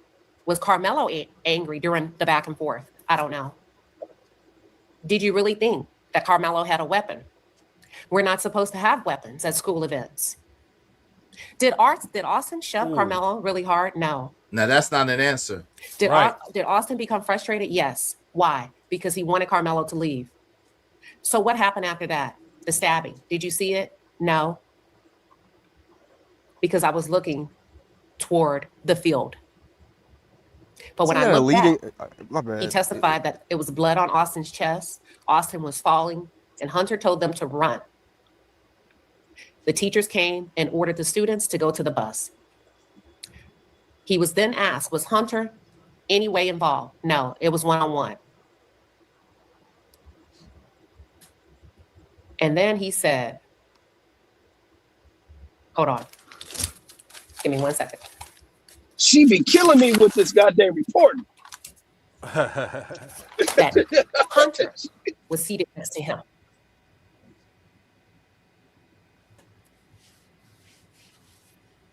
Hold on, whoa. Hunter was seated next to me. But after the stabbing, I'm trying to make it make sense. Hunter went back to the brother to help save him. So y'all get how this is going. It was a little clunky. It was clunky.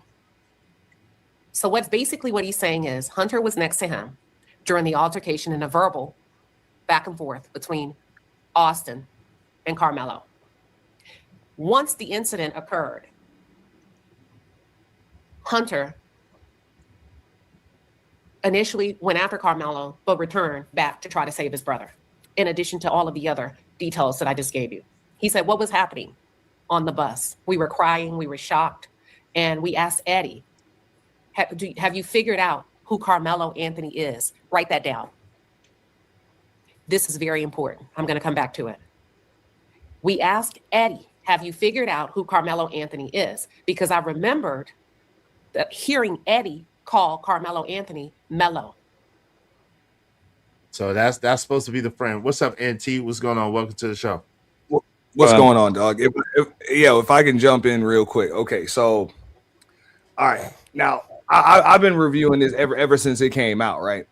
Mm-hmm. Now, the first thing that I'm wondering, because at first I thought that okay, the only charge on the table was M1, first degree deletion. No. Mm-hmm. The prosecution is also charging the second degree manslaughter as well. Because if it was just M1, I'm like, yo, where's the other option as far as the plea? Because right here, it should be there in some way, shape, or form. So in my opinion, what I'm looking at to answer what Papi Blanco's question was in his poll, I think that the defense is more than likely looking at, second degree, manslaughter, which does not carry a life sentence. That's 2 to 20. That's 2 to 20, which means he would be out in likely, under 10. And then there's also a possible acquittal. But in the state of Texas, even if this is some level of self-defense, the self-defense isn't proportionate to the threat or perceived threat. So it's most likely going to result in second degree manslaughter. So, Auntie, why would it do that? Hold on real quick. Hold on real quick, family. Give me a second. Yo, why would it be that when there's already a case that happened less than a year ago where a kid in a similar situation, the only difference was he was white, and he actually was more premeditated with it, and he stabbed the other kid more times. Why would that kid get negligent homicide, right? Criminally negligent homicide, That's but the right charge. Karmelo gets second degree when it was a much lesser thing. They did not have no previous run-ins, and it wasn't nothing necessarily premeditated about it. Hey, I would agree with you. It's just I didn't see negligent homicide as even on the table with the prosecution. They didn't even charge him with that. So I don't see how you can't convict him of something he wasn't charged with. But I'm going to agree with you because I reviewed that case a little bit too. I just don't think just because they're not going to hit him with negligent homicide, even though it's not on the table, I don't see how I mean, you can't convict him of something he's not being charged with. That's the thing about it. The options that I'm looking at right now are M1, first degree, M, and second degree manslaughter, and then an acquittal. Those are your only options. Correct me if I'm wrong. Well, I don't know, but I think that they gave. I thought that was the same charges that Case and Allison have, and y'all could correct me if I'm wrong. And then they gave him. They acquitted him on those charges, and then gave him criminally negligent homicide. So I don't know how that works exactly, but I think that's what happened. Let me So he got charged. So my question is, he got charged for three different charges. Thanks for Backman for the $10 super chat, and thanks to Jeremy for the $10 cash app, and the other person for the $5 cash app. Go ahead, you can have it. So he got charged with more than one charge. I thought it was just first degree murder that they was trying him on. It's red rum one for sure. Yeah. Yeah, no, their second degree manslaughter is on the table too. Oh, I didn't know that. Is I thought it? it was just I didn't know that. M1. I don't know about that. Because that's all I ever heard. Yeah, you can look it up. I looked it up today, and yeah, it's on the table. You said second degree murder. Okay. Because the manslaughter charge is in the second degree. So I was wondering why. Because as like this attorney would be fired if you don't come with some kind of plea deal or something. Like you got to be able to negotiate in some way, shape, or form. It shouldn't be just what I'm saying, a possible life sentence or an acquittal. Like you have no chance. So it's got to be something else. So when I looked into it a little bit deeper, I see the second degree manslaughter is on the table. So that's one of the reasons why they're not going to take a plea, because there's a best case scenario, there's a likely scenario, and then there's a worst case scenario. They've actually got more options that way. Wait, can you show us that? Because I'm looking and hold on real quick. I'm looking and it just says first degree. I don't see anywhere where it says that. I'm not even saying nothing. Yo, can you show? Hold on real quick. Let me just finish, y'all. If y'all don't mind. If you don't mind, can you please tell me where you got that from, bro? Because all I see is first degree. That's it. Go ahead, fam. Y'all got it.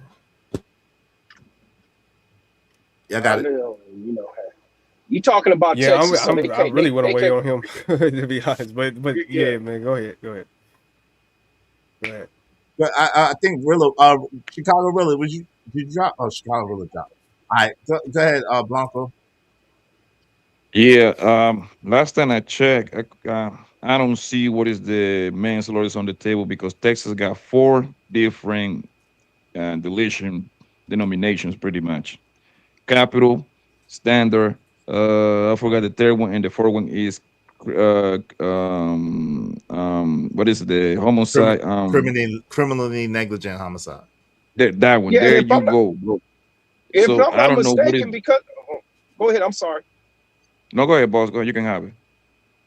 The manslaughter, they didn't give him that. They didn't charge him on that because he was still a minor at the time that this happened. If I'm not mistaken, because they don't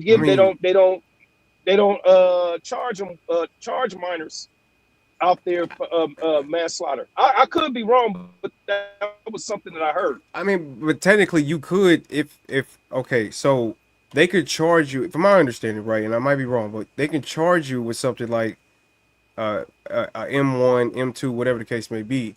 But if they can't get that, then they could put in a plea where you negotiate for something, where the state could negotiate for something lesser. I think, yeah. Right. That's my, from my understanding. I'm not nothing in law, but that's from my understanding. They can negotiate for something lesser. So that's what I'm thinking Auntie is kind of talking about, is that they can negotiate for manslaughter or second-degree manslaughter, whatever the case may be. But that's not saying that manslaughter is one of his charges, though. That's different. That's a different thing. As far as I've been reading and everything, I just heard people Go ahead. I've never heard anyone even mentioning the possibility of manslaughter being entered. They always have been talking about the first degree and one. And the reason why I know I'm right is because they keep talking about.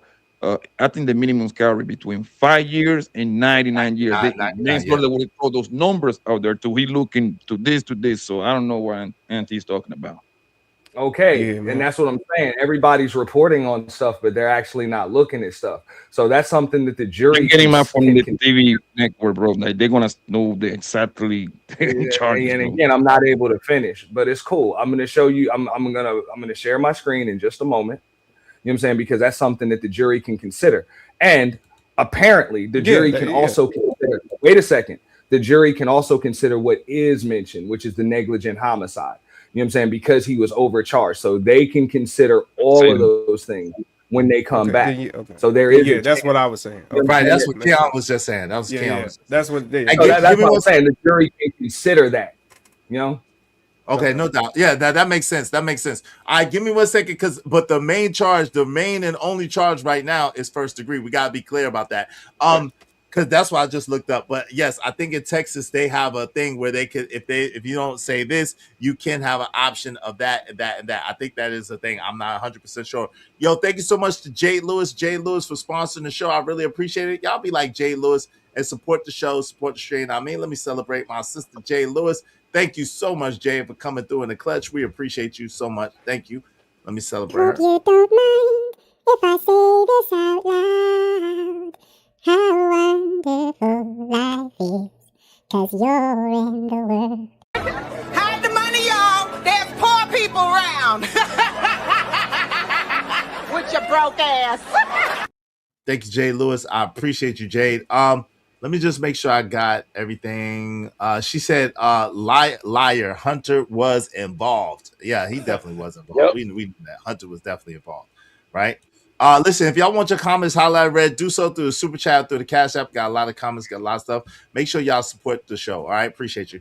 Go ahead, fam. What you want to say? Can I say this? My bad. Go ahead. I just want to say this real quick. Izzy, if your theory that, or this narrative that if they do this, if the defense just dropped this bombshell video that just shows absolute proof at the end of it, this will be one of the most amazing court cases we didn't have in a minute. But honestly, I don't think that's how it's gonna go.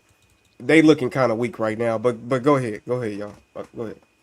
Now, if I can jump in right there, I mean, I don't understand what people are expecting to see in a video. We already, for the most part, we know what happened. You know what I'm saying? There's a dead white boy that's dead from a fatal stab wound to the chest. No. This is the thing. If the video that they said exists, it would show that he was jumped by more than just Austin, which absolutely would corroborate him feeling like he had to protect himself, and it would be obvious. And not only that, it would be obvious self-defense. And not only that, it will also show that the state coerced all these little kids to go up there and basically lie. And basically lie to the public and to our court system, and that's what's even more damning. Time they did that, but the state that's it doesn't matter. To me, it doesn't. Go ahead. The state, that's pretty much what they do, bro. The state job is to get as many convictions as they want. Yeah, but it's hard to prove it. It's hard to prove it. That's what I'm saying. 1 second, let people finish their thought, y'all, please, before y'all jump in. You gotta understand, bro. You gotta understand, this the state job prosecution, however you want to call them, their job is to put on the stand the people that are gonna benefit their case. So obviously they're gonna host them. The same thing. The defense doing the same thing. They're only gonna put people on the stand that are gonna benefit whoever they defend. They both playing the game. I feel you. Now, understandable, Blanco, right? But check this out. In the state of Texas, if this were Florida, I get it, bro. I've seen people get off for that before. You know what I'm saying? You get pushed down, you pull out a pistol and pop somebody. I've seen people literally not do a minute in jail, like not even do a minute in jail. You know what I'm saying? After that, but the state of Texas specifically states in order to stand your ground and get off with self-defense and standing your ground, that level of force has to be proportionate to the threat. Right, but 80 Well, pounds. I don't know 80 how much pounds. force. I don't. But how this I is don't the know. Hold on, my bad, hold on, real my quick. bad. Let Scorch get in there, y'all. Go ahead, Scorch. I don't know. I don't know how much. Yeah. After Scorch, let me read C. Cantrell's statement, and then you can get in after that. Go ahead, Scorch. I don't know how much force it takes when you got about 6 or 7 fists pounding on you. I mean, come on, man. I mean, if it's true, and then let's talk about this. Is it also not true when it comes to a case like this that if you played a part in the demise of, even if you played a part in the demise of someone losing their life in a situation like this, you yourself can be charged? And could that be why it is that they trying to protect that other twin? Yeah. Hey, hold up. Was it not him? What? Yes. Hold up. Was it not him? Wait a second, because you following up questions with questions. Hold on, Auntie. Let him finish, and then real He's quick.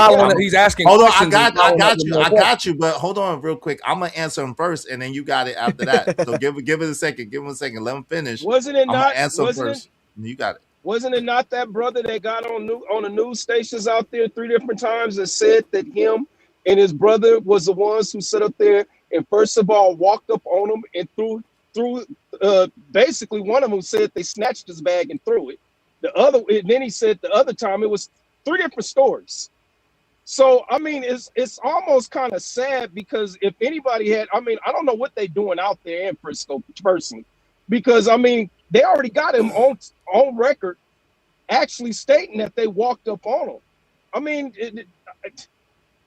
I don't know, man. That's just kind of hard to just speculate that, you know, I got to show that my life was in danger when I got 2 big old 6'1", 235-pound goons, plus they homeboys sitting up there surrounding me, trying to put hands on me. And one other question: is it true that when? I'm sorry, I just got to ask some questions, because you know you just got to put. All right, well, just go. Come on, then go ahead, Scorch, because you. Hey, is it true that Karmelo, when he got pushed the first time, is it true that he put hands on him first, and then that's when they started to pummeling him? Well, this is the thing. So those are different questions, right? So give me a second. Let me just answer real quick. I'll pass it to Auntie, and then I'm gonna pass it to Ponder. So check this out real quick. From what we know, according to the testimony, right? You're right, because I said the same thing. As far as knowing and seeing what Hunter said on those 3 different interviews, he did already admit that they approached him, both of them, and that they one of them took his book bag and threw his book bag outside of the tent. That already was admitted to by Hunter. But now the thing is, they intelligently kept Hunter away from being a witness. I don't know if the defense is going to call Hunter as a witness, because like someone pointed out, it might not be a wise idea, but the prosecution absolutely was not going to call Hunter as a witness, right? So they took his book bag? Yes, they did. Yeah, Hunter admitted that on one of the interviews, that they took his book bag and threw it. And he went to go get it back? Yeah.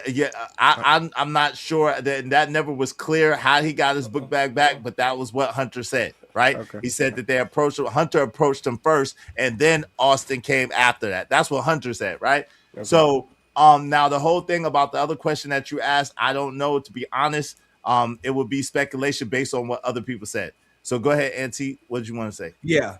No, and also, like, okay, so a lot of that, like, hearsay. This is one of the reasons why I don't get my news from social media influencers, because people just say stuff.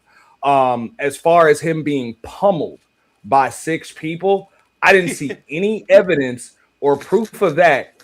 And unfortunately, you got too many damn eyewitnesses. And something else that would debunk that: with 6 people pummeling you, it's unlikely that you're going to be able to get away after you stab somebody. It's just highly unlikely, because that boy actually got up. Wait a second. Let me finish. He actually got up after he was stabbed.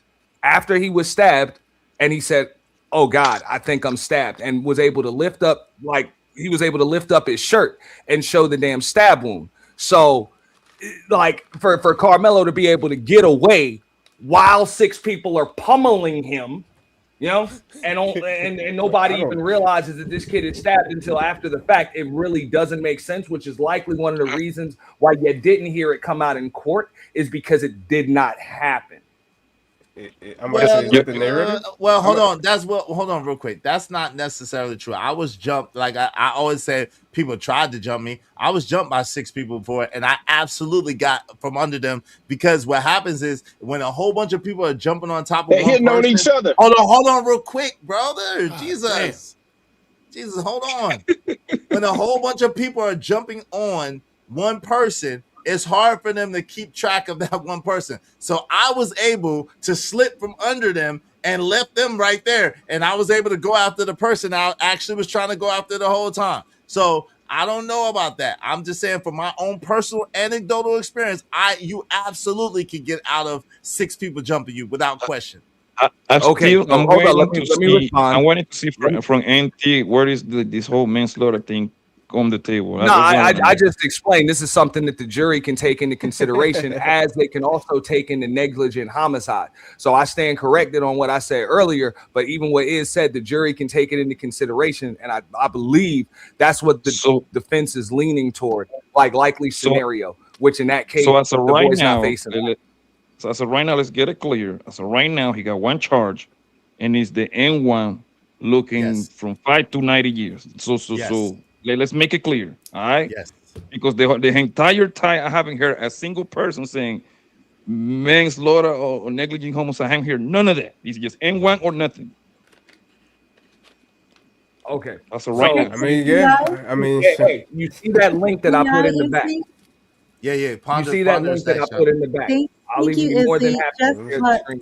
Wait, give me a second, though. Give me a second before you go. C. Cantrell said, what about discovery? Wouldn't prosecution already seen it and therefore not let witnesses perjure themselves? Well, this is the thing. Again, until they present it, the kids, if y'all notice, and this is what we could get back to, the kids kept saying, I don't remember. I don't recall. I'm not sure. I don't know. You know what I'm saying? So those were the things that they were saying so that they wouldn't directly perjure themselves, just for the record. So and all those things happen to be in Austin Metcalf's favor, just for the record. Go ahead. You got it. Thank you, Izzy. No, I mean, hey, if you want to pull up my screen, hold on, Auntie. I promised Ponda she could go next. Thank you, Izzy. I appreciate it. Thank you, Izzy. Just a friendly reminder to many people on the panel, the chat, and to those who are listening. This is not a major city in this, so to say, like a Dallas or a Houston or Atlanta, etc. This is not a blue city. This is a red state, Texas. And this is a part of Texas which is solidly red.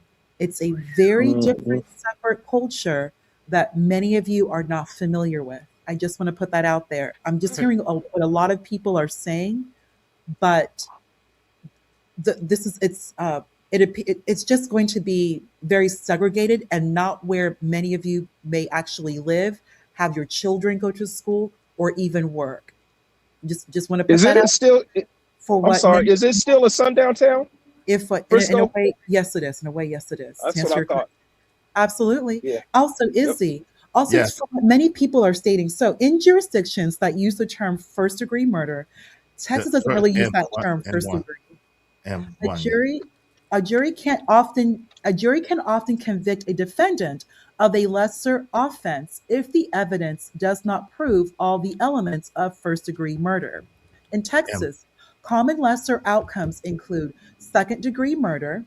Hey, stop saying the M word, please. It's not algorithm friendly. No, I got you. Of course, sir. Please excuse me. You're right. Please excuse me. I'm very, very particular about that. I apologize, sir. Thank you. Common lesser outcomes include second-degree unaliving if premeditation or another element of first degree is not proven. There's also voluntary MANS slaughter. For example, if the unaliving occurred in the heat of passion under circumstances recognized by law. And then there's involuntary slaughter or similar offenses in jurisdictions. However, in Texas, this question is framed differently because Texas does not have a separate called first or second. A person charged can still be convicted of a lesser offense such as the man, SALAUGHTER, or criminally negligent at HOMICID. I just said that. If the evidence supports it. So he absolutely can be convicted of the lesser crimes. The question is of course, number one, why would Collin County even charge him with first degree? That's the question. But then again, it's also Collin County, which someone mentioned here. Is it a sundown town? Yes, it is. There you go. Yes, it is. Okay, there you go, right there. I mean, can I jump in real quick? What I said, but Yeah, go okay, ahead, Auntie. Gotta let Auntie go. Go ahead, Auntie. No, real quick. If you can share my screen, because I got it up here right now, but it corroborates just what she just said, because she's absolutely right. Now, the prosecution is always going to overcharge. That's just the way it is. Going to overcharge. And that's why. You know what I'm saying? So that's why, because the first thing that I'm wondering is, why is there not why wasn't there a plea on the table? And if so, I would have liked to know what the hell deal it was. But this is why, is because, the defense obviously knows that it's likely that you're going to get a lesser charge than the first degree. And it's likely going to be, the second degree, manslaughter. But go ahead. And that's what the jury can take into consideration, because it says right there, yes, he just like Blanco said, yes, right now they charged him with first degree, boom. But as you see what's highlighted there, it says because the jury could potentially consider a lesser included charge during deliberations. A conviction of manslaughter, which is a second degree felony in Texas, carries a sentence of 2 to 20 years. And a fine. But if I that's could, if the prosecution, that's if the prosecution, the jury, and the defense kind of like have to come to agreement type thing, because they can just be like, yo, you got to charge on this charge. And for me, as of right now, this is not an N1, buddy. It doesn't meet the elements of an N1. Okay. It's not. And that's what I would hold on. Hold on, wait a minute. And that's what I was saying. Hold on, wait a minute, because that's what I was saying earlier. Is that because what you said, Auntie, and this is why we really been arguing, is because you said that he was charged with second degree manslaughter. That's what you said. So that's the only reason why I agree with you. I said I stand correct. That's a fact. But I agree with you that you can plea or get a deal for a lesser charge, right? But I mean, I think we all do. But saying that he's charged with that is a little bit different.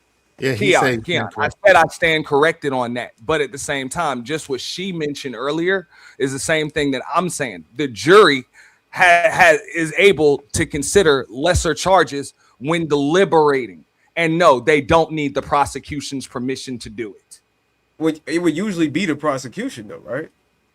Oh my God! No. I just said it's on the jury. And what I just showed on the screen shows that the jury does that with deliberation. The prosecution isn't involved with it when a jury's deliberating. Right.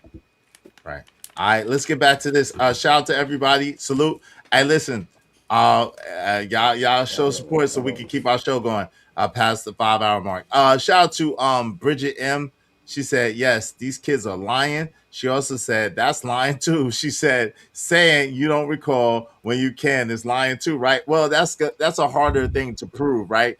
It has been over a year ago, right? And so it's possible, you know what I'm saying? But that's a harder thing to prove, right? So shout out to Wall Street Willie in the building. All right, let's get to it. Let's get back to this. Let's see what they had to say. This is the kids on the stand. This is the prosecution's turn, and then some cross-examination by the defense. Let's go.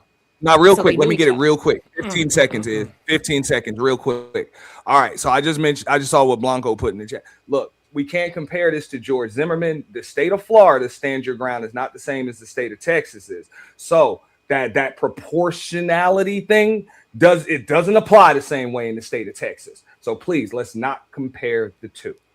And one more thing too, Izzy, before you go, I apologize. I know you want to go, bro, because I just don't want people to be misinformed.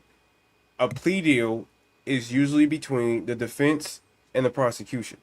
So I really didn't know what the whole bargaining through a jury conversation we was having, but I'm just saying a plea deal is usually between the prosecution and the defense. So, but go ahead, brother.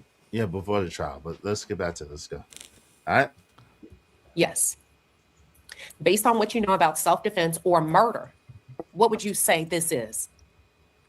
I would say he committed murder. They then passed the witness to the defense to cross-examine. Yo, I think that's criminal. Now, let me say this. Let me stop here real fast, and y'all could agree or disagree, and we're gonna move past this fast. I think it's criminal that the defense attorney, why, Ponder, you might be able to answer this. Why does the defense attorney allow them to keep doing that? I think that is ultra damaging to the case. How can they ask a child who is not an expert whether this is the M word or whether this is self-defense and allow that to stand without any kind of objection? Hold on. You want me to answer that? You want me to answer real quick. Let me let Ponder answer first, and then Auntie, and then you got to Reese for Philly. Go ahead, Ponder. Well, it was directed to her Thank you first. very much, Izzy. Thank you. So someone actually in your chat said something that scorched earth. It has come off as leading. Right. So you That's can, what I was about to say. yeah, leading that, and that the expectation would be the defense would say objection leading. Right. So why aren't they doing that with your knowledge of them and their vast experience and being a professor of law and all that? Mm-hmm. Why are they not doing that? Why are they allowing that to keep getting off like that? Yeah, but here's the thing. We have to think about defense strategy. First, it very well could just be part of their case. Let the teenagers speak uninterrupted. Let it be on record, because as you and I discussed earlier, the defense has not really made their case yet. So when you have the defense, you don't want to interrupt. You don't want to start, because remember, every time it's like objection, that then the judge has to come back, sustained. You're getting the judge involved. Yes, it's correct. It will be on transcript. But like I said earlier, court relationships, this is Collin County, it's not Dallas. Let them have their say. You as a defense can then come in when you're stating your case and challenge what these teenagers are saying. So there's no need to just go ahead and react. Remember, there's no need to always react to everything that you hear or everything that you hear is incorrect or wrong. Let them make their case. Let them speak uninterrupted. They're going to have their time to retort and to respond, and it will be on record. Furthermore, there's something that you said earlier, Izzy. These are teenagers. This is not the police. Let the teenagers have their opinions. Let the prosecution go ahead and lead these teenagers. Because as Scorched Earth is saying, it is leading. Let them go ahead and do it and let it be on record. Then eventually the defense will come in and respond appropriately. Okay. Yo, go ahead, Auntie, and then wait, hold on, and then Reese from Philly is that right after that, and then y'all can go. Go ahead. Yeah. And then Keon, hey, I agree with you. I agree with her to a degree. Yeah, it's leading as hell, and also to just allow children, 17-year-olds, to interpret the law. Yes, interpret the law right there. It does sound crazy, and I personally don't see why an attorney would let that even have to cross-examine right there. You make the objection right there. Like exactly. You can give us your recollection of events without interruption, absolutely. But once that question is asked, do you believe that was self-defense? I mean, I would assume there's an objection right there. Right. Like they're not a legal professional, and they cannot interpret the law. Wait, hold on real quick. No. And Auntie, he's got away with that with every single kid witness. He's got away with that. For what you understand of this, is it this or this? I'm like, what? How the hell are they letting us slide? Go ahead, Ponder real fast, and I got past it. That's why I said I agree with her to a degree on that. But I mean, if that's the defense's strategy, who am I to question a legal professional, bro, to pass the bar? Because you have an attorney who comes from another law school, is a good law school in the area, number one. Number two, this is someone who teaches. Number three, one thing many of these attorneys, well, all of them really, they go through mock trial. Trial in and of itself is like a dance. When you have to know where you are, recognizing which court that you're in. There's a lot that you can be able to get away with in a major city like Dallas. You cannot in Collin County. This is what I'm really trying to emphasize that a lot of people are not getting. This is a very, very, very different area of North Texas. They go by relationships. These judges are not like what you expect in Dallas. So there's a lot of, just because I feel a certain way doesn't mean it's best to just react immediately, especially when you're challenging witnesses, number one, and you're challenging witnesses who are teenagers and you're expecting them to interpret the law. That's what many people are pushing back on. You're having witnesses who are teenagers give their own interpretation of what could or could not have been. Right. And and having them like decide the law. Right. We already saw that. Let the defense have that on record. Very well, this could be strategy. You don't, and plus, think about something optics, Izzy. Do you really want to be that attorney that's always objection to a witness, number one, to an M1, and they're a teenager and they're already going to be traumatized? That could come back on you. Because you don't want, because one thing is you don't want to be that type of attorney on record who likes to challenge witnesses who are teenagers who just witnessed someone being M1.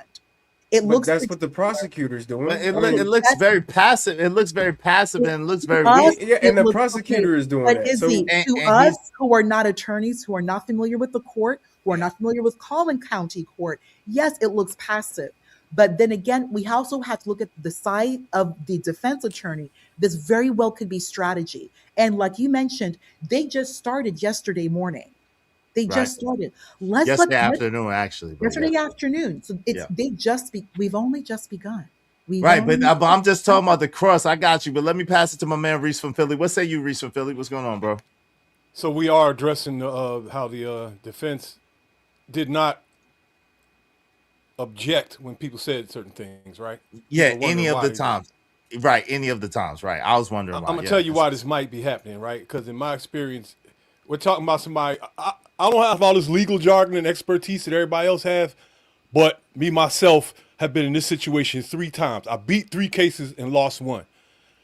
So much to the point where the original Black Lives Matter, Mothers Against Drug Dealers, decided to have their first march in front of my front door. So I know a little something about this, right? It could be that his lawyer is so sharp because that defense attorney that's defending him knows a whole bunch more than Texas law than we do, right? Mm-hmm. And what he's done is something that we haven't, is combed through case law, right? So he heard something apparently, because there've been times when I've been in court and I would look over at my lawyer and he would reach down on my knee under the table, no homo, real hard, like, nigga, don't move, shut up. You know what I'm saying? And allow certain things to happen because he know he can use it later to get me off. All's it takes. Poppy Blanco went in earlier on something that's along the lines of, one little tiny mistake can throw this whole thing away. And it is that deep. All they have to do is fuck up one time. And you can literally just fall back, and let the process go, and you got it, dog. It could be that. Yeah. No F-bomb. I agree with that. I got you. No F-bombs, Reese. I need that $5. No F-bombs, y'all. $5 per F-bomb. Remember that. No F-bombs, please. Nobody's been saying F-bombs. Thank you, Reese. But I appreciate that perspective. That's dope. Go ahead, fam. And then we're gonna go back to, I think it was my man Keon, right? Yeah. Because I mean, look, the notion that we're trying to throw out here, or the narrative, I guess, is that they're being patient. They're letting all the kids, I guess, lie, quote unquote, and then they're just gonna drop this bombshell that proves the whole entire case. I don't know. I mean, it's good for TV if they do it like that, and that's the best strategy. If you do have that bombshell piece of evidence, that's really the best strategy, right? But to me, I don't know. To me, why would you wait like that unless you just want good TV? Like, as a lawyer, why would you want to wait that far until like the end of the court? Because I think they said the 11th is when the latest is going to be for this case. Like, why would you want to wait that long just to drop that bombshell and then be like, okay, all these kids was lying, the prosecution coerced these kids? Like, I don't know. But go ahead. It's a strategy, bro. It's a damn good one. It's a damn good one. Those lawyers are playing a strategy. They tailor. They got a plan to follow through. If the trial go in a certain way, they're gonna go this way. But if it's so many holes in the story, they're going. The least they gotta do to defend somebody is the better. Most of the lawyers will tell you that. Because they want to compress the case. That's the whole point they're trying to do. I mean, the problem is just they want to imprint the jury. I just think you gotta understand this. It's 12 jurors, right? All I need is one. All I need is one. Okay, Yeah. that's their whole goal. And you know what, Poppy, Hey, it would make sense too, because like I said, for some reason, what I'm hearing is that the defense like repeats the same questions as the prosecutors. So it would make sense. Like I said, it's a great strategy if that's what they're doing. I just don't think that that magical piece of evidence is. I just wouldn't bet on that. But go ahead. My bad. Go ahead. I want you to 10 seconds. You can have it. I want you to remember the most recent case so you can understand how these lawyers do it. Did he have like what the all-star lawyers? He had like 6 of them big boy lawyers, right? From Yeah. every area, right? Guess what? When it was time to Diddy to defend his case, you know what everybody say? We don't need no witness. Your own jury, you can have. You see what I'm saying? Because they felt so confident that they wasn't gonna hit him with the big boy charges, the RICO and the other ones. They knew that they knew that it was gonna probably lose the prostitution thing, but they knew the other ones didn't have no case. Yeah. Okay. Yeah, but right now I think it's a little different because the facts are pretty much clear. They're overwhelming, and now you're trying to prove the point of self-defense. So I think here the defense is going to have to put some work in when it comes to that. Now, as far as that overwhelming evidence of him being jumped and stuff, I mean, you got the body camera footage and the transcripts, and he said he put his hands on me. I told him not to put his hands on me. There is no them, there is no they. So exact words, quote, there is no them, there is no they. And there are no court transcripts saying it. So we can't take social media influencers' words as gospel because people make stuff up. Well, no, that's a fact. When he got arrested, my bad. Go ahead, Bobby. My bad. Thanks for the cash at Armaya. Thank you, baby. But no, that's a fact. When he got arrested, he didn't say they or them. He said that I told him not to put his hands on me. So I don't think that, at least me personally, I don't believe that at all. But do you think that he was the only person. Wait, give me a second, Kel. I'm sorry. In all fairness, he was the only person that got stabbed too. So you know what I'm saying? That would make sense whether they jumped him or not. But go ahead. I'm listening. Yeah, Auntie, do you think that either through what you heard, right? Do you think the prosecution proved intent, like intent to unalive? Nope. Nope. Did they prove intent? Nope. Yeah. Okay. And I'm going to explain why real quick. With the definition of homicide, yes, they proved intent because did he intend to delete? No. But did you intend to create to inflict the action that led to deletion? Well, that's not M1. That's really the definition of homicide. Not M1. No, it's not. No, it's not. Not in the sense. No, it's not. Not in the sense of being convicted of it, because that would be involuntary slaughter, right? That would be involuntary. So it would be accidental. So that is a very pertinent question and a very and the answer to you, Keon, from my perspective is no. They have not proved that it was intentional. As a matter of fact, I would say the opposite, especially with these boys lying and it being as clear as it is that these boys are lying. That's a fact. Yes. Yes. So my experience that I talk about is minuscule, right? Most of my experience came from me talking to other people about their cases throughout my bid, right? Which happened thousands of times. So I've seen situations like this a lot, and it is different in each state, and I was in several states. But I can tell you that one thing the prosecution has on their side is the fact that what Karmelo spoke before the incident, and the fact of where his first strike went and how hard it was, and it was a bullseye. And, you know what I mean? They can use that. I don't know how much meat that's going to be, but I've seen people get stung on stuff like that. Wait, I don't know, Reese, because do you think that is? Go ahead, Ponder. My bad. Thank you, gentlemen. Just to make something very clear, in Texas, when it comes to this case, it's going to be either or. Either he's going to be convicted or he's going home. There is no lesser charge, if I may. Right. And I'll put this in the back for you. That's a fact. And Izzy, I'm going to put this in the back for you as well with the respective citations, so you know what I'm talking about. Well, but hold on, real quick. Karen, give me 1 second. Ponder real quick. I got to give a little pushback because, like I said, 30 minutes up the street, Kason Allison was charged with the same charges as Karmelo Anthony, and he got convicted. He got found not guilty of those charges, but he got convicted of criminally negligent homicide. And like I said, his case was a little worse, in my opinion, than Karmelo's case. The only difference is race and the fact that Casey Allison had a previous encounter with Joe Ramirez, may God rest his soul, and he stabbed him more times than, you know what I'm saying, than Karmelo Anthony stabbed Austin Metcalf, may God rest his soul. So that's can what I I'm ask saying. you a question about that case? Hold on real quick.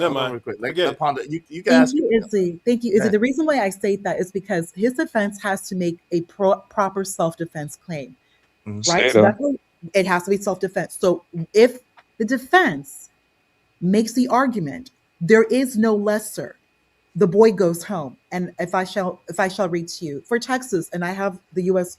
Texas Penal Code for Texas, the key legal authority is Texas Penal Code Section 2.03, defense. It provides that when a defense is submitted to the jury, a reasonable doubt on the issues requires that the defendant be acquitted. That's a quote, Texas Penal Code Section 2.03.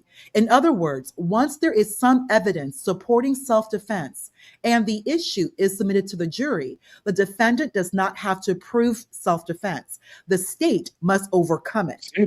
Texas pattern jury instructions for self-defense states the defendant is not required to prove self-defense. Rather, the state must prove beyond a reasonable doubt that self-defense does not apply to the defendant's conduct. That's the responsibility of the prosecution. Texas law also defines when when unaliving force may be justified in self-defense, including when a person reasonably believes unaliving force is immediately necessary to protect against another's use or attempted use of lawful unaliving force. So, in a Texas M case where self-defense is properly raised and included in the jury charge, the jury may convict if the state proves the offense and disproves self-defense beyond a reasonable doubt. The jury may acquit if it has a reasonable doubt about whether the defendant acted in lawful self-defense. The jury may also consider any lesser included homicide, That's fine. Go ahead. Offense that the judge has included in the jury instructions if supported by the evidence. So if the case is made for self-defense, he's going home. However, Izzy, the jury may consider lesser if the judge has included in the jury instructions if supported by the evidence. I hope I made myself clear. I can provide this in your back chat, and I do have. No, we get it. We get it. Yeah, nobody disagrees, Ponder. Yeah, we get it. Yeah, go ahead. Yeah, we get it. So it's either or. The defense. So we have to respect the process, what his defense is doing, part of strategy, so that they can rate. Because remember, we have not heard their case when it comes to self-defense. We haven't heard it yet. If they make the argument, the boy is going home. Okay, but that's what I'm saying. At least thus far, when the prosecution made their case and closed it as of Saturday, right? Their cross-examinations were, from what I'm hearing, were not that good. So y'all basically just telling us that the defense is about to either bring up some type of, to me, magical, I would describe it as magical, piece of evidence, or this magical witness, and which to me was already, with me, Eddie was the magical witness. And that's why I was kind of excited hearing that he was on the stand. And from what I'm hearing, it was basically flatline. It wasn't what we expected as a witness. He didn't say anything particularly about what Austin may have incited some type of violence. We already know Austin put his hands on him, but you need some type of detail about that so that you can push the juror. You know what I mean? Let's get to that, Keon, because that's in this stream. Let's get to that real quick. Reese for Philly, I need that $5. But go ahead. What was you saying, bro? What was you going to ask? I'm so sorry for interrupting. Hold on. Can you include that case that you mentioned earlier? There was another case you mentioned. You were comparing it's the Case Allison case. KCAYSEN, I think ALLISON.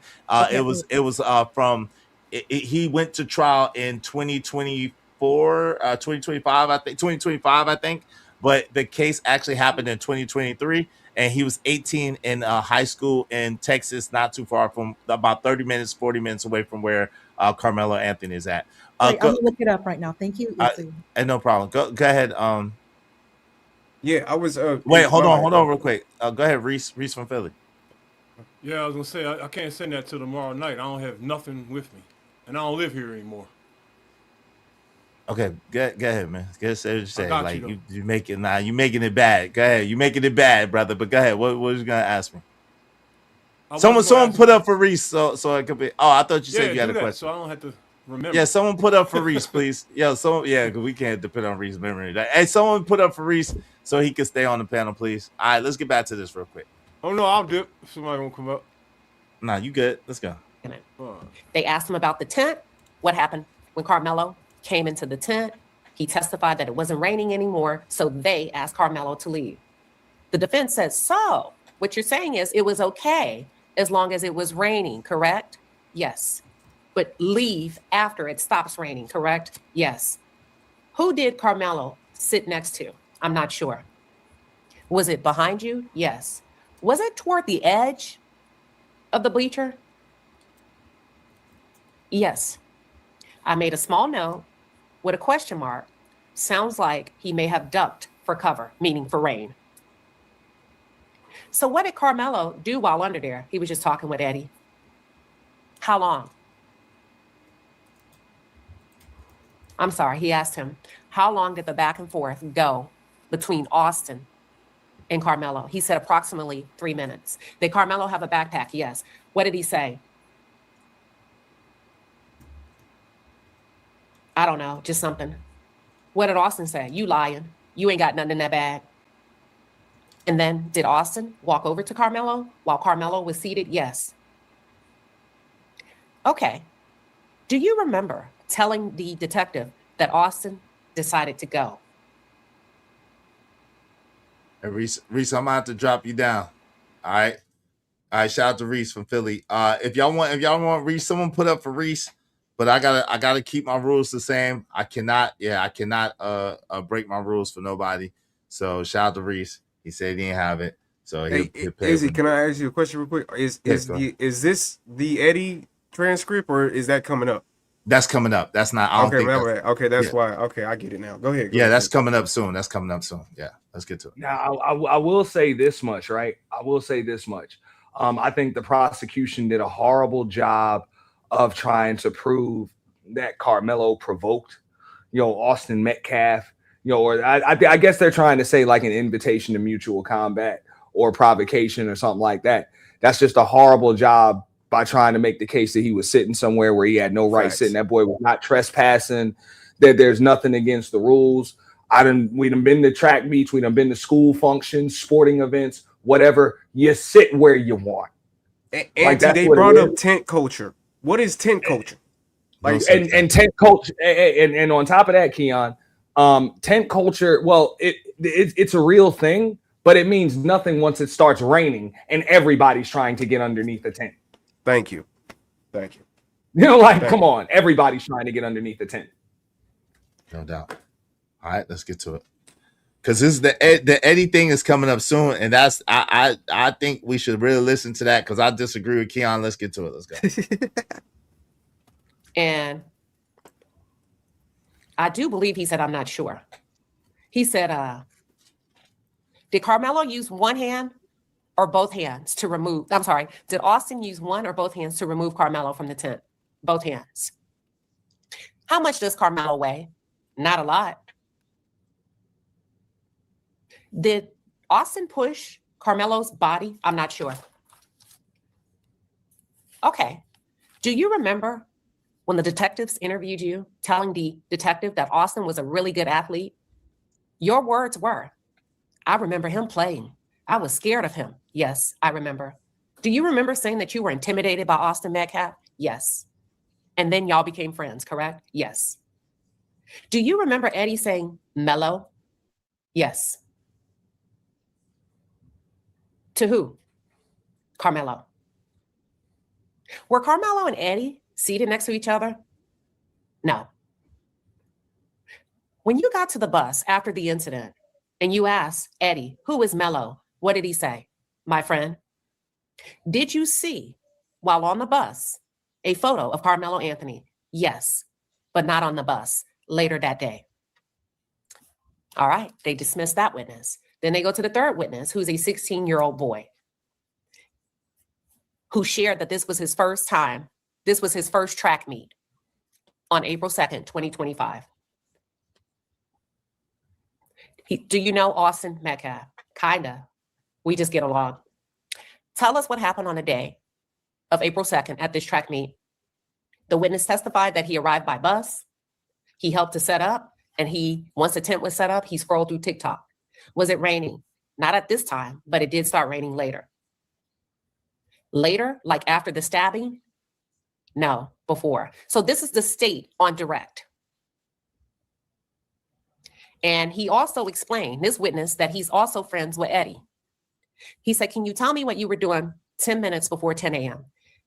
He said, actually, 10 minutes before 10 a.m., Carmelo Anthony sat next to me. What did he say? He said, what crazy weather, right? And I said, yep. Then what happened? Carmelo Anthony recognized Eddie and they started talking. Oh, how does Eddie know Carmelo? Eddie's friends with Carmelo's girlfriend. So they were talking. Well, Carmelo tried.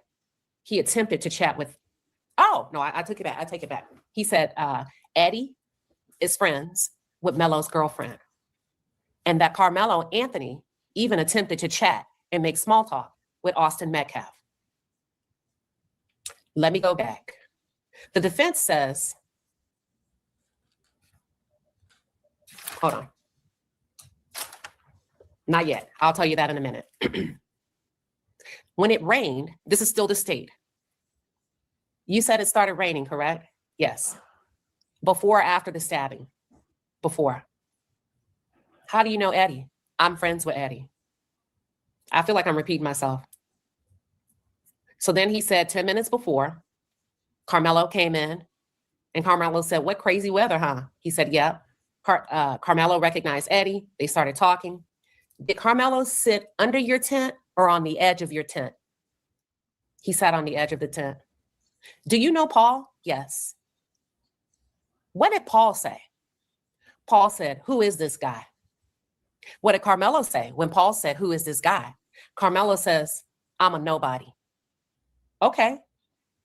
Was he angry when he said it? No, but it's kind of like disrespectful. Okay. What happened after Carmelo said, I'm a nobody? Paul said, since you're a nobody, get out. What did Carmelo say? Carmelo said, I'm not leaving. Fuck you. At this time, who's involved? He said Paul and some other guys, but not Austin and not Hunter. Then what happened? Carmelo became more aggressive. Okay. And then what? They said leave. What did he say? He said, fuck y'all. I'm not leaving. Y'all are a bunch of pussies. You're not going to do anything. Were you scared? No. And then what happened? Austin stepped in to take the lead. What did he say?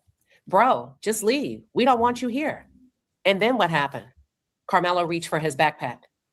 What did he do with it? He put it on his lap and he had his hand in his backpack. And then what he said? He said, touch me and see what happened 5 times. And what did Austin say? He said, I'm not going to fight you 5 times. Do you know if Austin Metcalf may have touched Carmelo's neck or shoulder? And I think he said, I'm sorry, he testified under oath that the witness testified under oath that Austin may have touched Carmelo's neck or shoulder. He wasn't sure. And then what happened? And then we heard Austin say, he fucking stabbed me. Did you see the stabbing? No, I didn't realize he was stabbed until he raised his shirt and I saw a big hole in his chest. At this point, I made a note that one of the jurors, a male juror, glanced over at Carmelo. He said, then what happened?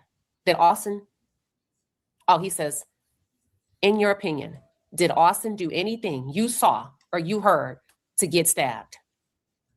No. Is this self-defense or is this murder? And he responded, Austin didn't deserve this. And I made a note that he didn't, that the kid did not want to implicate Karmelo as a murderer, but what he said was Austin didn't deserve this. Then they passed him to the defense to cross-examine. They asked him, how do you know Eddie? He said, Eddie and I play soccer together. Okay, so under the tent, did you sit with Eddie? No, he said, I sat alone. Where was Eddie? He sat a row down.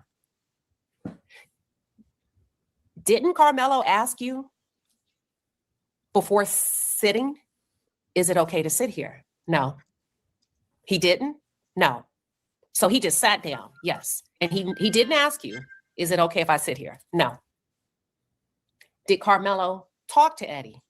He said, when Eddie turned to say something to me and he saw Karmelo Anthony, he actually switched seats with me so that he could sit next to Karmelo. Were they talking? Yes. Were they friendly? Yes. About how long? 2 minutes. Until when? Until somebody said, who is this guy? Now that's already, I don't know if y'all caught that, but that's already different than what he told the prosecutor. Did y'all peep that? That's already in the span of the first set was the prosecutor asking that same witness the questions. And remember, he said that Karmelo was trying to talk to Eddie, but they wasn't really talking. Now, when the defense is asking, then he said, yeah, there was in a full-blown conversation. Did y'all peep that? Did y'all peep that? Did y'all peep that? Anybody peep that beside me? Yeah. And I would agree with what Ponder said earlier, and Reese from Philly also said it too, that this could be strategy on the part of the defense, that way either when they either come and they either cross-examine or just make their closing arguments, they can say, look, now you can understand why my defendant was in serious fear, because everybody's clearly against him. Everybody underneath that tent is clearly against him. So, like I said, it's not just the use of force to justify self-defense doesn't just have to be proportionate to the threat. It has to be proportionate to the perceived threat. Threat. Right. And that's what I was going to actually ask is because this is to me, self-defense, right? Mm-hmm. Yes, he can argue that he felt like that he was in danger. Mm-hmm. Do you think that it was a proportionate response? Yes, to the perceived threat. If he thought that he was going to get jumped, and those guys are like 80 pounds big, at least 2 or 3 of those guys are 80 pounds bigger than him. They're linebackers. He was a wide receiver. Absolutely. Absolutely. Yes. That's what I'm saying. Also, absolutely. It's irrelevant. You know that, right? What's that? It's like the proportion. He mentioned proportionality. It's irrelevant. It goes back. I think that was Keon who said it. Perceived. Mm-hmm. That word perceived is very important. And that was me. That word perceived. That goes back to perception. That's the subject. Right. It's not objective. Well, no, it's subjective. It is subjective. It is subjective. Exactly, and that's why they go off of if it's justifiable, if it's a justifiable response. They just don't say if you feel in danger. No, it's the perceived threat. It is a perceived threat because it is, but I'm saying that's not the only. They can't, because again, it's subjective. You can't make a law based off of something that you could just say I felt threatened.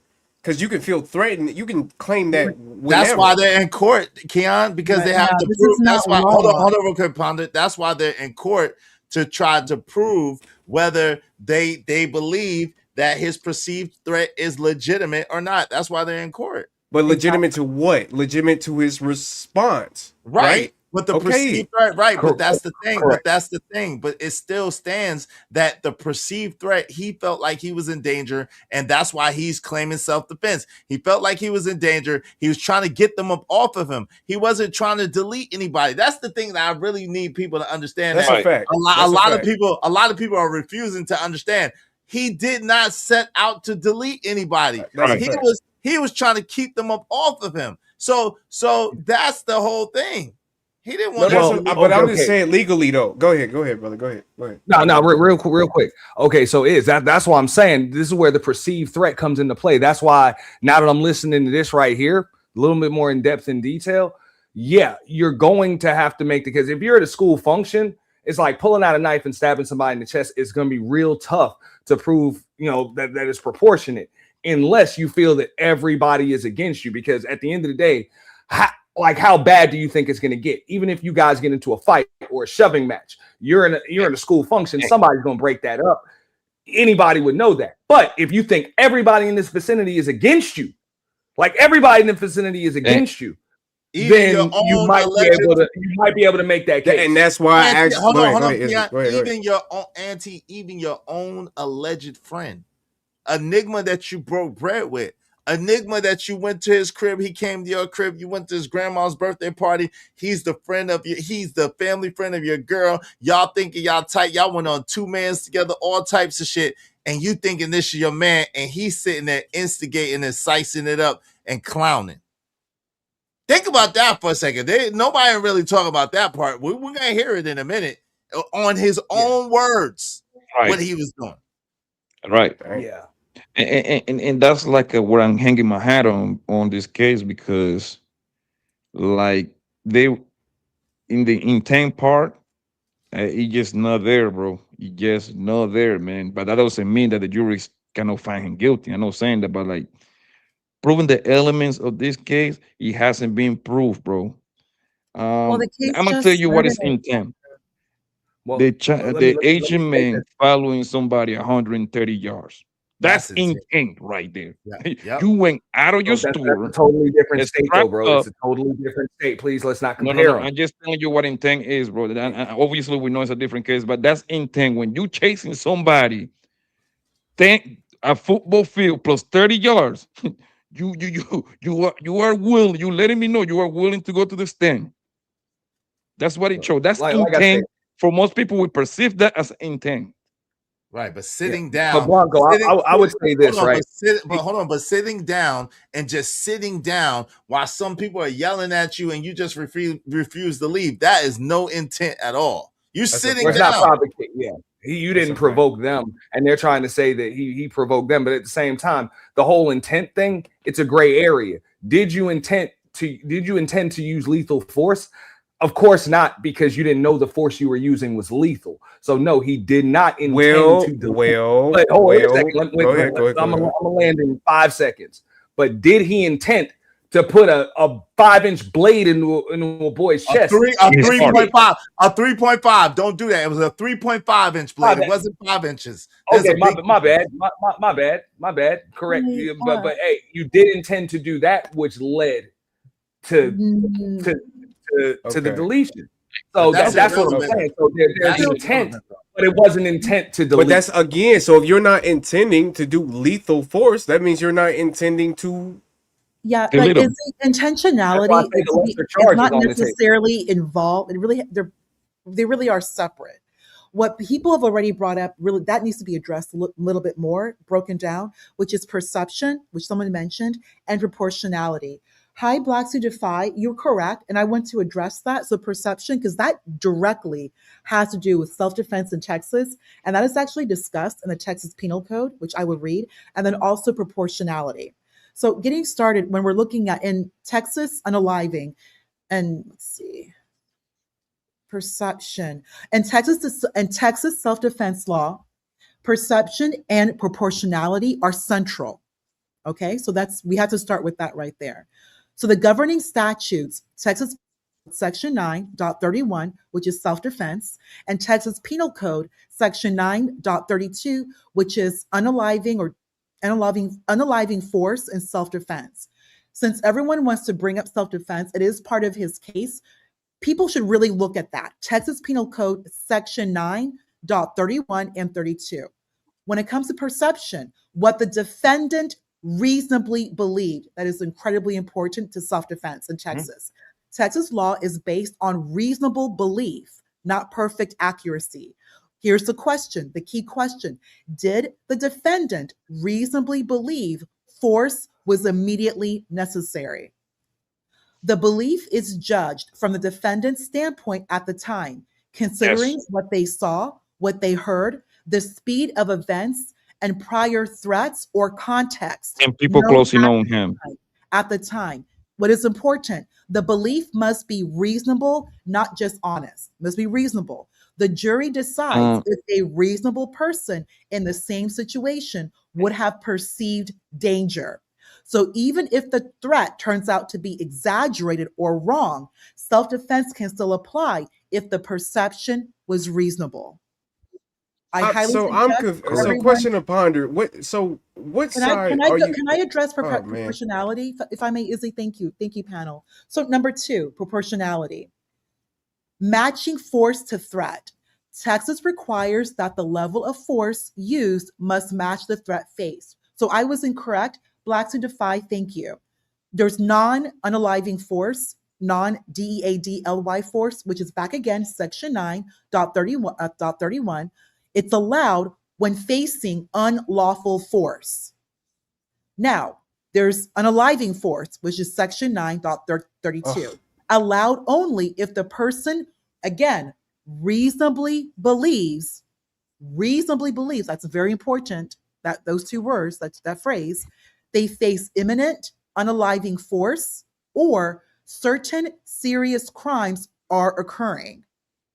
The key idea, you generally cannot respond to minor force with unaliving force, but a rapidly escalating fight can change proportionality instantly. Multiple attackers, a weapon, or inability to retreat in some situations can justify escalation. Juries evaluate both together, perception and proportionality. Step 1, what did the defendant reasonably perceive? Was there an imminent threat? Step 2, was the response proportionate? Was unaliving force necessary to stop the perceived That's what I threat? just said, Ponder. Step Like, 3, why are you? Step Go ahead. 3, She's just reading. She's just reading.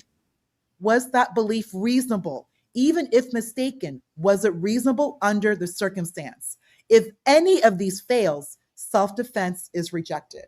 I yield. Okay. No, I mean, I would agree with I don't know why you just read all that personally. So again, my question to you, Ponder: do you think that it was a proportionate response? That's really the only question. Do you think Why it are you was, asking Ponder? me? I read it. You said I repeated myself. Do you think that Carmelo Anthony's response was proportionate? I'm not in place. You just told me I'm repeating myself, Keon. You tell me. Oh Jesus! You said I repeated She don't myself. want to. She don't want to answer you. Okay, she cool. don't. Yeah. No, I mean, I think. Look, I would say this much: if I'm in a jury room, right there, I've served on juries. I've served on mock juries. I got to be real with you, bro. No, I don't think it was proportionate. I don't based either. on what I've heard so far. I don't either.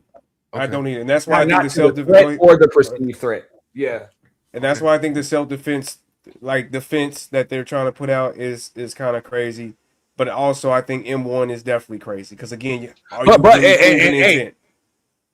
Now, Keon, I would agree with that 100%, bro. Like if I'm in a jury room and just like we were talking about earlier, that's when we got to consider lesser charges right there. You know, the negligent homicide, just like is mentioned, you know what I'm saying, the second degree, manslaughter, those things. Like we got to consider that. I think, like no, there is no life and stuff like that because it's the perceived threat, but he doesn't perceive to be using lethal force. Like he doesn't think he's doing that. It's just because it's literally only one entry wound. He only stabbed him once. Yeah, literally. Like I feel like if it was intent, it would be more than one time. Exactly. Personally. Yeah. Exactly. But go ahead. All right, that's a fact. Let's get back to this. But did he intend to put a hole in his chest? Yes. Definitely. I don't know about that. Go ahead. So nothing bad happened while Karmelo was talking to his friend Eddie. No yelling, no commotion, no. How do you know that? He said, oh, Eddie knows Carmelo's girlfriend. How do you know that? Because I know her too. Uh-oh. During the commotion, did Eddie say, I know him? When the big guys were asking, who is this guy? At any time, did Eddie say, hey guys, that's my friend? No. Nope. How did Karmelo say, I'm a nobody? Did he use tone? No. But we just thought it was disrespectful. We thought it was district. Did you tell the detective about Karmelo's comment? I'm a nobody. I don't remember. Where was Austin seated? He was seated one seat below. Did he step up to remove Karmelo? I don't remember. You don't remember? No. Do you remember how he touched Karmelo? No. Do you remember in what manner he touched Karmelo? No. They dismissed the witness.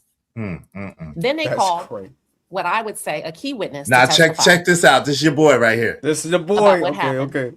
And this is still the state's witness on April 2nd, 2025. All right. According to the key witness, this was his third year, last year, running track. And they asked him if he knew Austin and Hunter. And he said yes. He described his relationship as being very close to Austin. To which the state said, oh, you're unique because you're the common denominator. How do you know Karmelo? He said, Karmelo is the ex-boyfriend of a family friend. Oh, Her parents and my parents were friends. He said, are you and Karmelo, or were you and Karmelo friends? Nope. He was just someone I knew. Did y'all dap it out every now and then? Yep.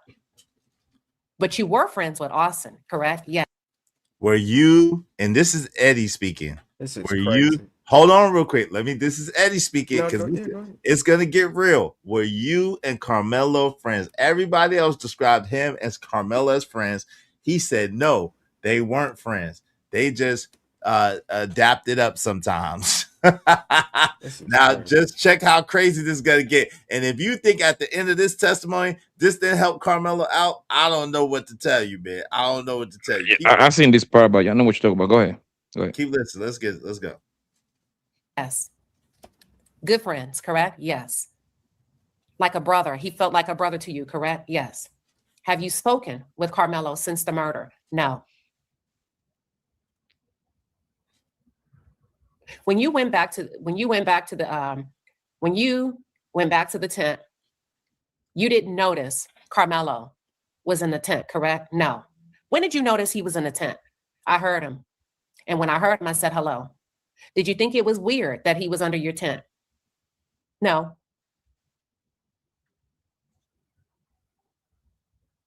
Hold on. Shout out to Queen Sheba. There's something I'm missing. I made a short note. How did she get this? This is amazing. She was in the courtroom. She's in court, literally. She cannot live stream, but she's in court taking notes. So Austin she's asked not being Karmelo, there. who are you?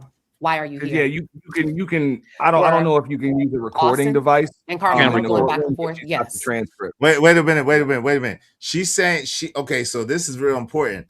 So listen, now it switches. Some people said Paul asked him, who are you? He's saying that Austin asked him, who is he? And now, mind you, Austin was sitting right beneath them, right? Eddie and Karmelo were sitting up above the bleacher above Austin, and Austin was sitting right below them. So check this out. Could you replay it real quick? Yeah, I'm about to. That's what I'm saying. I'm about to. I need y'all to just let's let it rock. Hold on. There's something I'm missing. I made a short note.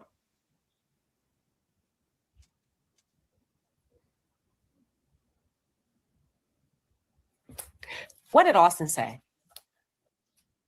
Austin asked Karmelo, who are you? Why are you here? Were Austin and Karmelo going back and forth? Yes. What was Karmelo's mood? He was irritated. Why? He was mad because he was asked to leave. What did he say? I don't remember the words. Would you say he's reacted differently than he has, or what you have known him to respond in the past? Yes. What did he say? You're going to have to make me move. Move me. And then what did he say? Karmelo told Austin, you're a bitch. And then Austin called Karmelo a bitch. Was Austin getting mad? Yeah, he was. Well, no, he was frustrated. He was just defending us. Did Karmelo reach for his backpack? Yes, he was reaching for his backpack. Was he trying to provoke? Yes.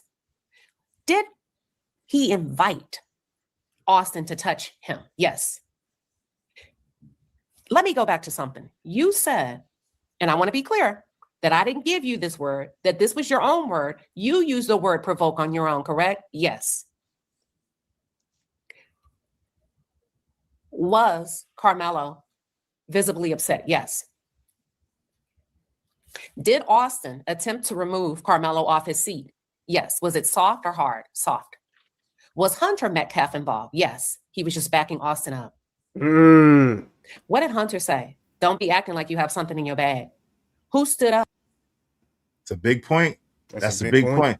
So that's at least two big dudes in front of Karmelo, and at least three people for the prosecution has corroborated that it was Hunter and Austin at the very least that were in front of Karmelo. Now, and mind you, these boys were both 6'1", 213 pounds. Karmelo was 5'8" and 135 pounds. A very small guy, as you're gonna hear.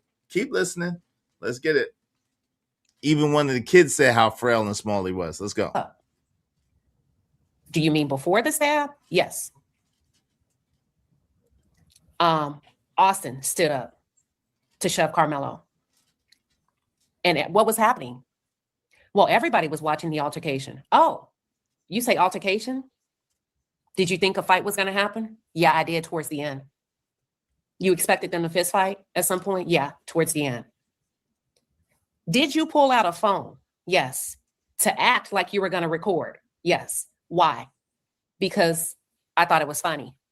But did you actually record? No, I didn't. I was just pretending to record. And who does that? So this is the day. Hold on, real quick. That's what I'm saying. They trying to preemptively say that it's not. So what I'm asking y'all is, I need y'all to stick to this. What kid pulls out a phone when there's about to be a fight and pretends to shoot a video and to shoot the video? And what kid does that you know of in this day and age? Man, that's a fact. But man, that's what I'm saying. If there is a video, goodness gracious, this is going to be one of the greatest. Like this. Well, go ahead. No, again, I don't think there even has to be one, because just like Ponder said, and just like I said, hey, if the threat of being jumped by multiple people is perceived, then pulling out that knife might be justified as self-defense. But that's what I asked earlier, right, Auntie? Do you think that if it was a one-on-one, do you think that he would have went for the knife? I only personally think that he did because it was multiple people. Like, that's the only. But I need y'all. Hold on, real quick. I need y'all to stick to this real quick for me, real quick. I need y'all to go down the line. Yo, Blanco, what kid do you know in this day and age is gonna pretend to be filming a fight and they're not actually filming? A kid that doesn't want to get involved with it. A kid that's gonna pretend that he doesn't know you. That's the need a nap. That's you're talking from the friend point of view, right? No, but if he's sitting there this dude is actually sitting there sicing it up. If you perceiving what's happening, he's actually instigating this. Eddie is instigating the situation. And he said, I thought it was funny.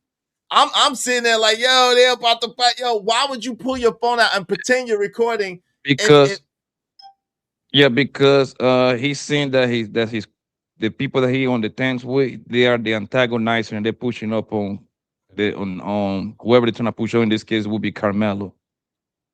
So he helped. I saw this early, so from somebody else, but like this actually helped Karmelo a lot, a whole lot to me. I don't know how y'all feel about it. To me too, I said the same thing. But I never listened to it word for word, so this I'm liking this, but so far I mean, I don't know. I think like somebody said in the chat. I think you're grasping for straws. Like just saying like why it's possible. Like so you're telling me the kid is lying. Basically, is that what you're saying? Nigga, no, I'm not gonna tell you nothing. Let's keep it playing. Hold on, Auntie. I'm gonna let him tell me if this dude is lying by the end of this. No. Go ahead. Okay, go ahead. I'm gonna let you Hold tell up, me. no, I just want to answer. I want to answer Iz's question.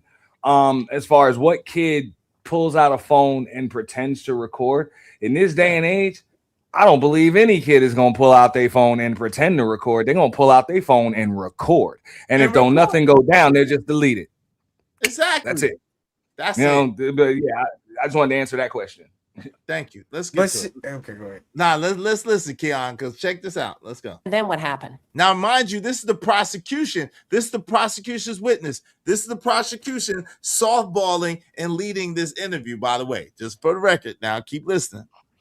At this point, Austin Metcalf fell back, and Hunter didn't realize he was stabbed, so he went to help him to stand up.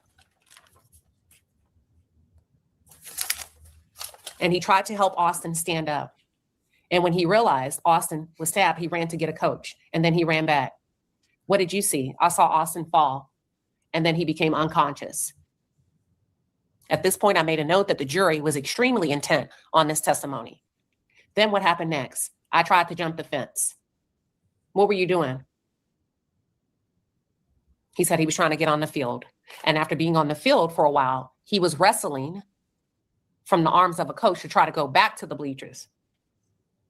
But while he was on the field, when he initially jumped the fence, they asked him, what did you do when you saw Karmelo, when you jumped the fence? He said, I didn't do anything. I just went back to the bleachers. I want to call a timeout here. Do you remember on the first day when Vince Hooper took the stand? He's a head coach for Heritage High School. Check this and out. He testified under oath that Eddie became visibly upset and ran to the field after Austin Metcalf was stabbed, and he was yelling, I'm going to kill him. I'm going to kill him. And they had to restrain Eddie. Do y'all remember that? Check this the first out. day of testimony. The state is clarifying.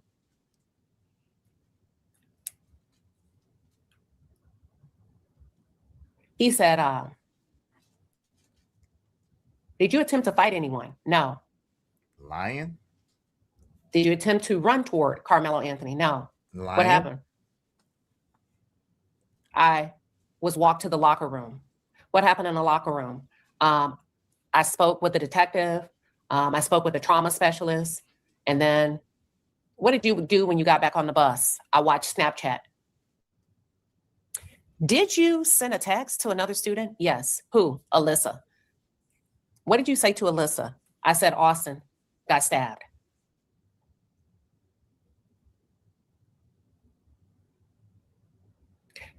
During the altercation between Austin and Karmelo, you said something sarcastic, correct? Yes. Jose asked you, do you think he got something? And you said, yeah. Now you wish you hadn't said that, correct? Yes.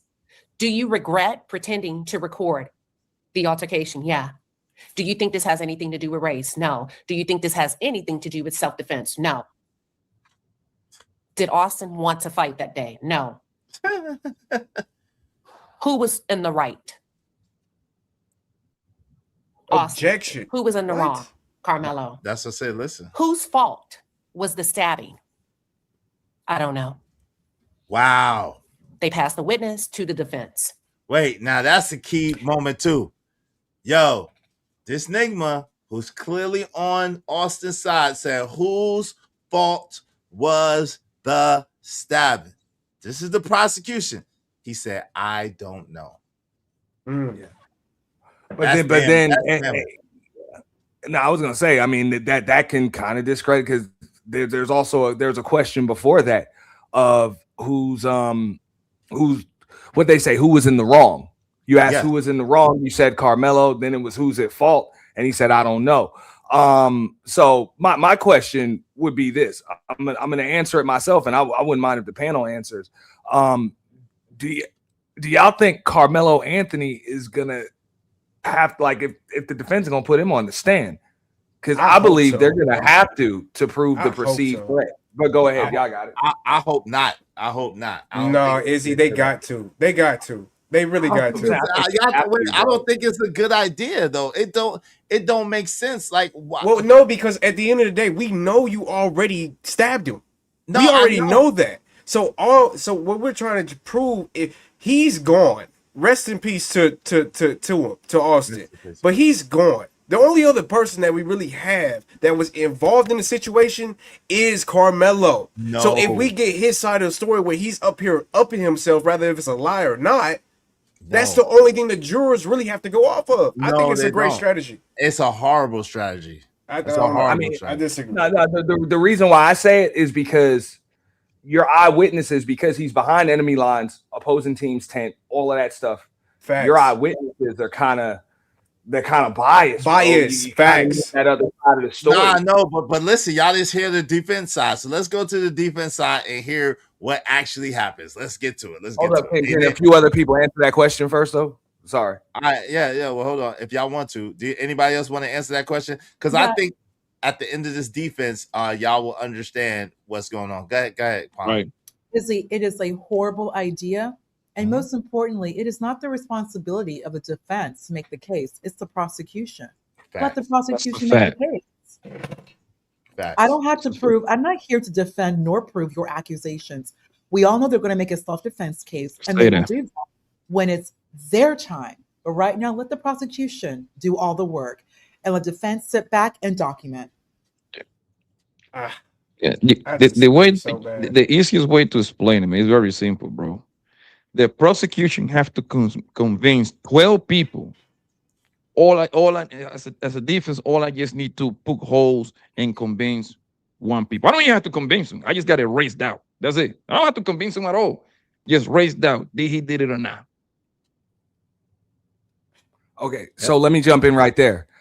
There is no doubt if he did it or not. We know he did it. The defense now does have the burden of proving self-defense. No, but that's not no, it's not. If you listen to Texas statute, it's on the prosecution to prove beyond a reasonable doubt that he wasn't in self-defense. That's on the prosecution. It's not on the defense. But look, is he? Me personally, I don't think the defense is doing that. I don't think they're winning in the scenario. So to me, once we get to like either Tuesday or Wednesday, I think they are going to put him on the stand.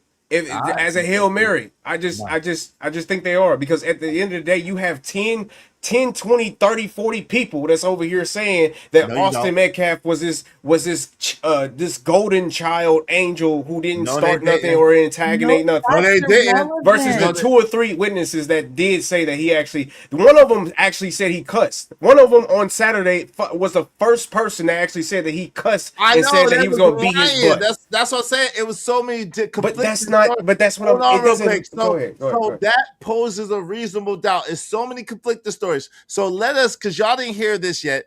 That's why I don't even want to get into that yet. Let's listen to the rest of this, and then y'all tell me. But hey, y'all, come on, man. If y'all want this show to go past 6 hours, because I played a jam for tyranny, I'm gonna need y'all to kick up, man. Come on, man. We need 6 more people, at least $5 a piece, to reach our goal. Come on, man.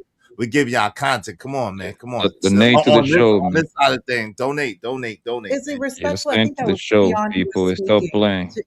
I think that was Keon. I'm not sure who was speaking. What? First off, there is no Hail Mary. This is M1. Everything is strategy. Everything is tactical. There is no Hail Mary. Heck no. Not even a public defender would move so blatantly, just haphazardly. Horrible. Number 2, like I said earlier, it's the prosecution's responsibility beyond all reasonable doubt, not the defense. Number 3, like you just said right now, I think that was you, Izzy. It's the prosecution's responsibility, their burden of proof, to make it clear to the jury that he was not acting in self-defense. Right. Once it's introduced, it's the prosecution who's responsible to eliminate that defense, that argument. Right. Man, yeah. Hold on real quick. Why would you defend yourself to accusations? I can just keep myself mute. And remember, we live in the United States. I have the right to remain silent. Right. I don't have to contribute to your accusations.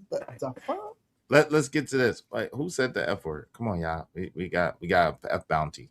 Whoever said the F-bomb, Wasn't kick us me. that Wasn't $5. me. Wasn't All right, me. let's get to it. Let's go. I ain't heard about it. The I might be defense wrong. says, do you remember your second interview being recorded with a detective? This Yes. defense. Did you watch it? Not all of it. You didn't watch it all? No. You didn't watch all of your interview with the detective. Wait, which one? There was 2 of them. Oh, yeah. I watched the long one, but not the short one. Got him. Got him already. First 3 seconds, got him already. I wonder for the people in the back. Hold on. No, hold on real quick. Y'all don't understand. Not because he didn't watch the video, because he was lying off the top. He's lying. Well, no, he watched the long version, not the short version. Are you serious right now? Bro, he asked him. He said, did you watch the second video is what he asked him. And he said no. And he said, well, you telling me you didn't watch the video? And he said no. And he said, well, you really tell me what? He said, oh, wait. I did watch the long one, but not the short one. That's already a lie, bro. Keon, are you serious? That's already a lie. If I okay, wait a minute. If I watch the long version of your interview instead of the shorts that you put on YouTube, is that not the same thing? No, that's what he was asking him for.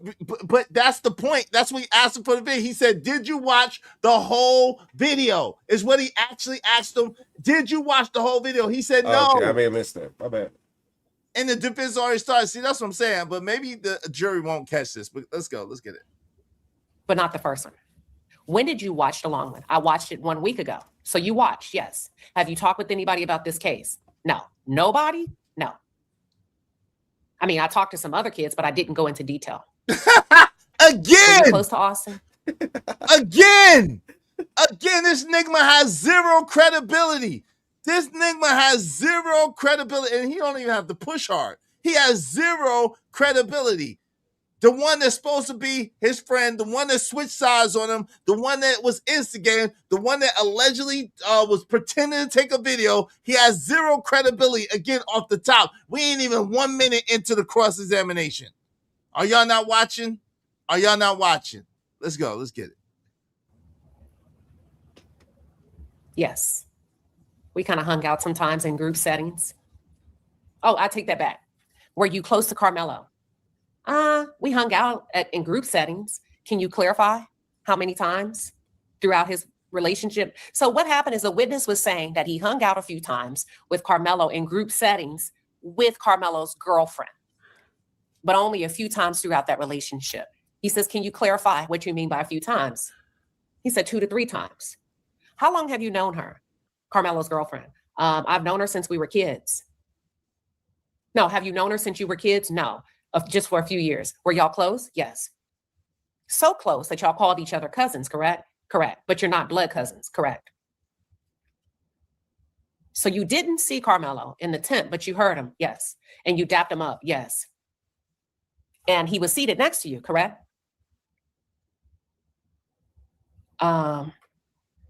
He said, yes. Do you remember seeing, and he asked about another witness. No, I don't remember seeing him. They asked him if he remembers seeing the witness that testified that he switched seats with him. At this point, I made a note that one of the jurors seemed to be confused. He said, what was happening? What was Karmelo saying? He said, oh, they were going back and forth about football. Scorch $5 said, don't forget, he was getting his answers from Austin Father from back of the court. Hey, Izzy, stop banging. Hands up, out to be cups. Just playing. Hey, whatever. Shout out to you. Appreciate the support. Thank you. If you think this is begging, working almost 6 hours, I don't know what to tell you, bro. I don't know what to tell you. Listening to y'all, going back and forth with y'all, I don't know what to tell you, boy. We a counselor, a preacher, a minister, a teacher, a damn babysitter, a media specialist. Man, let me get back to this video before I start complaining. Yo, thank you very much, Scorch. I appreciate it. Sin7, the white woman, Sin7 said she was definitely white.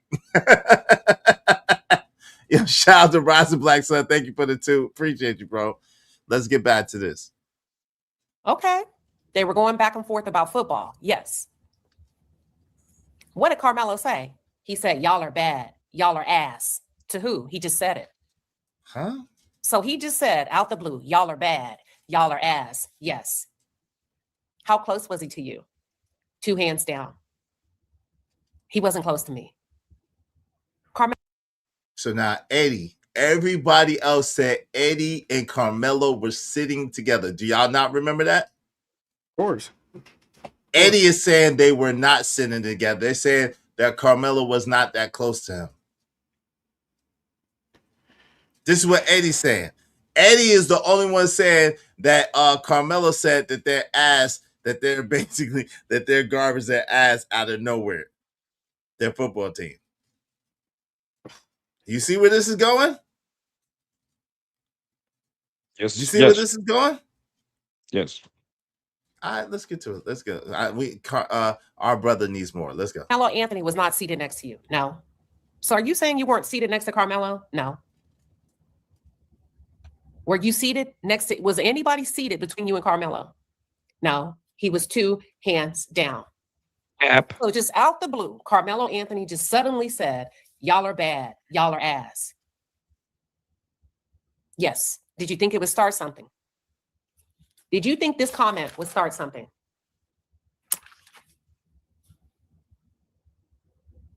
No. Then they asked him more questions.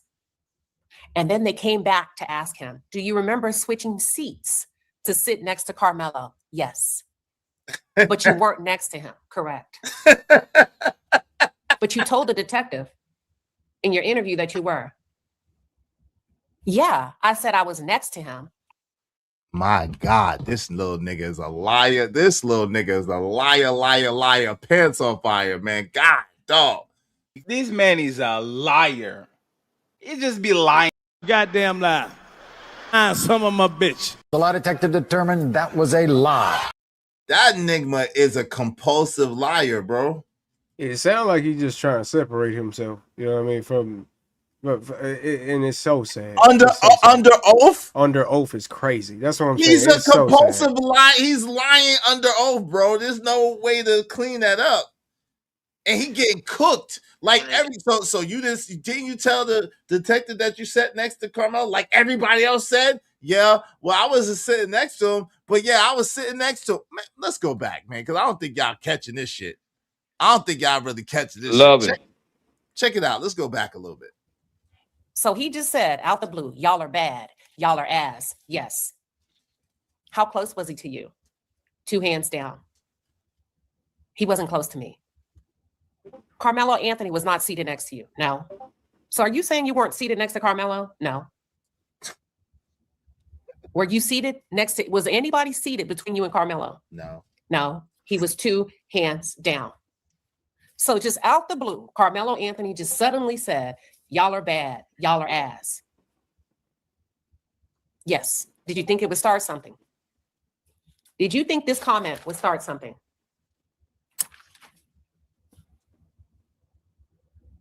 No. Then they asked him more questions. And then they came back to ask him, do you remember switching seats to sit next to Carmelo? Yes. But you weren't next to him, correct? But you told the detective in your interview that you were. Yeah, I said I was next to him. I did say that, but I wasn't right next to him. So he just said, y'all are bad. Y'all are ass. And that got them mad. Yes. And when you heard him say, y'all are bad, y'all are ass, you got up and dapped him up. Yes. And switched seats to sit by him. Yes. How often did you and Carmelo hang out? Only a few times. But only when his girlfriend was around. Because I knew her. Who yelled, who is this guy? Paul. So at this point, the judge stops and excuses. Now, wait a minute. Remember, he testified that Austin said, who is this guy? The other guy testified that Paul said, yo, who is this guy? Do y'all not remember that? Do I have to rewind that again? When the prosecution asked, he said, Austin said, who is this guy? What's he doing here? Now the defense asked him, and he said, who asked? He said, Paul. Am I wrong about that? Did y'all not hear that? Yeah, I hear that. Free Carmelo, man. free Melo. This is some serious shit in the game. It sure is looked like Carmelo was set up, to be real with you. The real Carmelo didn't get a ring, but Carmelo Anthony with a K will get a ring. Yeah, this is crazy. Let's go. Everybody to go to lunch. I made a note. It appeared as if the kids were going back and forth about football and some other stuff. It also appears that Karmelo pissed them off by talking bad about how crappy they were, how bad they were, their football team during the season. Y'all were bad. Y'all are ass. And the reason I was able to connect the dots and make it make sense for me, because some of the testimony was just spotty, is because I take detailed notes, and I was able to go back to day one when Coach Rob Starr testified, who's a head track coach and also a football coach, and he trains linebackers, and he's worked with Austin for a year and worked with Hunter for 2 years. I remember him testifying under oath that he told Austin that he had a crappy season. Uh-oh.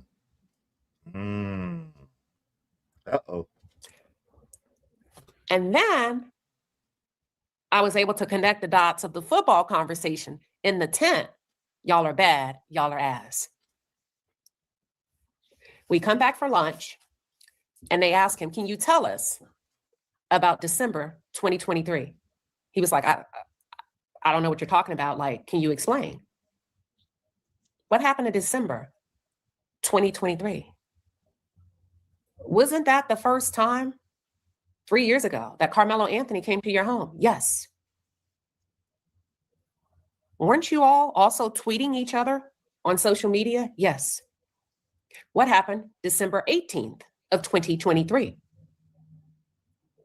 I'm not sure. Didn't you text Carmelo and say we should do a 2-man? Yes. What is a 2-man? Isn't that a double date? Yes. So you wanted Carmelo and his girlfriend to come with you and your girlfriend now on a date. No, that was a different girl. Okay. What happened December 19th of 2023? The following day. Do you remember what you text Carmelo? Do you recall texting Carmelo to do another 2-man for you two to take your girlfriends to the soccer game? Yes. And you went to Memorial Stadium, correct, that day? Yes. Do you remember December 27th? Yes. That's 3 times right there. Do you recall your grandmother's 50th birthday party? Yes. Do you remember inviting Carmelo Anthony to attend? I'm sorry.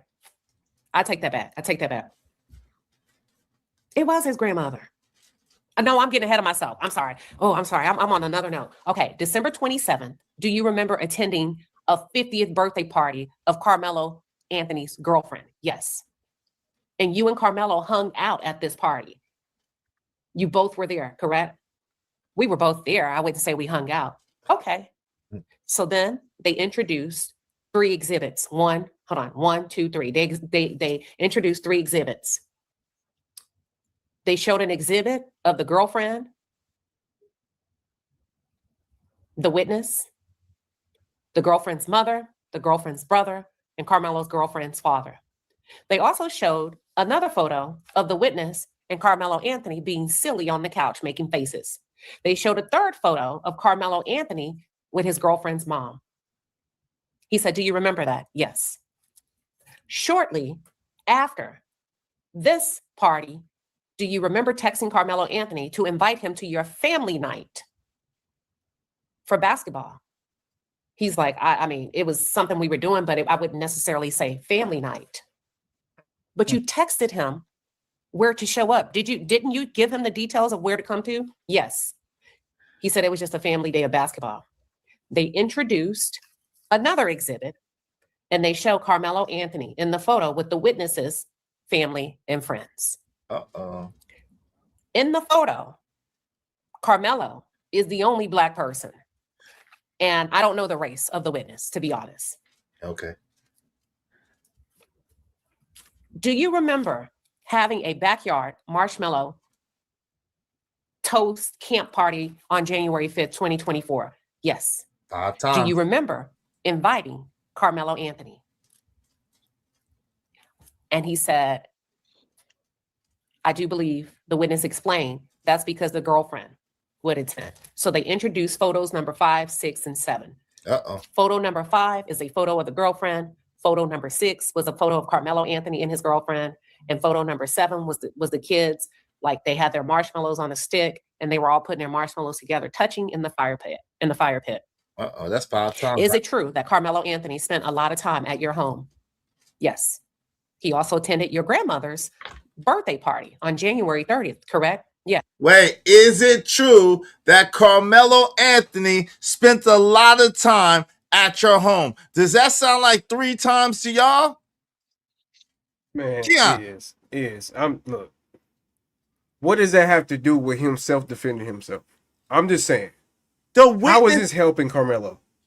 Because the witness is a liar. He's not credible at all, bro. But we're trying to prove that Carmelo Anthony defended himself. That's what we're trying to prove. So, okay, yes, you got a point for proving that he's a liar. But at the end of the day, to me, it doesn't really help because you just proved that he was his friend. That's all you proved. He was no, but bro, listen. Jesus Christ. If this dude was allegedly Carmelo's friend, but is lying under oath about him not being, and lying under oath and trying to say he's not being his friend, why is he doing that? Well, hold on. And then what else is he lying about? He's trying to protect Austin and Austin's reputation and make it seem as if Carmelo did something that he did not do. So all of this stuff is what it's showing is all of this stuff is bias, all this stuff is prejudice, and all of this stuff is some bullshit. And even the dude that was supposed to be his friend was a snake. And it discredits the prosecution's witness altogether, discredits the prosecution's case. And also, go ahead. Go ahead. No, go ahead. Also, we need to understand too that 9 out of 10, most likely the prosecution told him he got to go this route. Again, this kid, they're not kids. This is like young people over 18 at this point. They're all grown adult at this point, according to the law. They're over 18, right?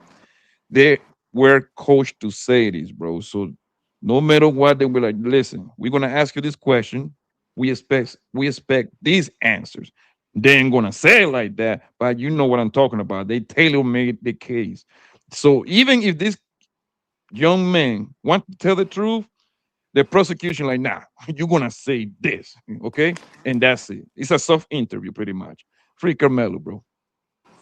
Hey, shout out to Reese's Cup. What's up, Reese's Cup? Shout out to British, said no excuses. My man Emperor Kojak said, damn, what's up, Six? Welcome to the show. Go ahead, Keon. Yeah, because okay, yes, it probably discredits their case, right? And that's cool. But discrediting the prosecution case doesn't mean that you're going to get self-defense. That you're going to win self-defense. You have to, the only thing that this proved, in my opinion, is that yes, he is possibly lying about what took place during the scenario, but it doesn't make a case for Carmelo Anthony defending himself. That's all I'm saying.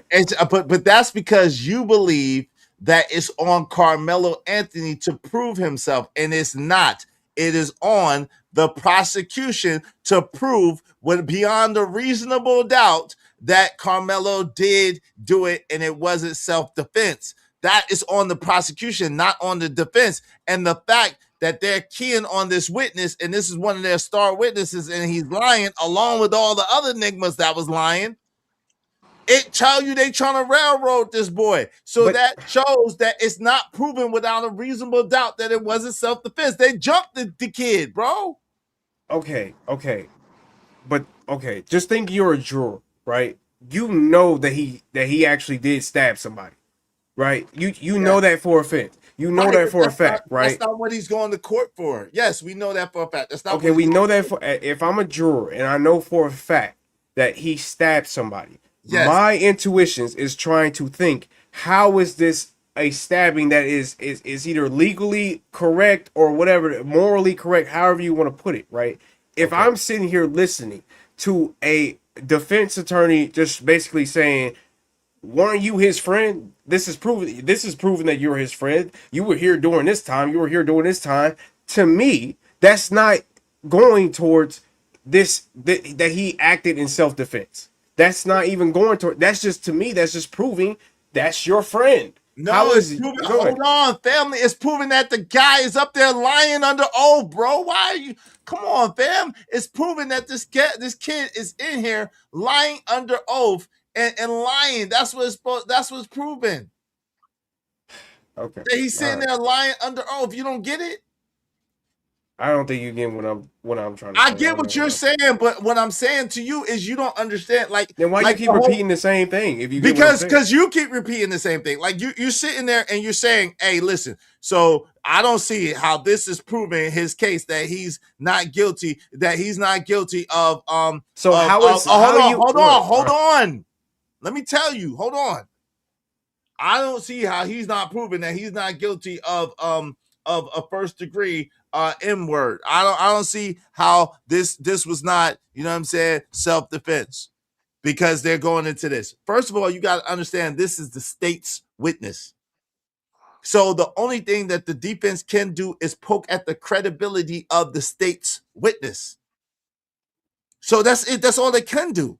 So what the kid said is he wasn't Carmelo Anthony's friend. They only hung out 3 times in life, which is a blatant lie.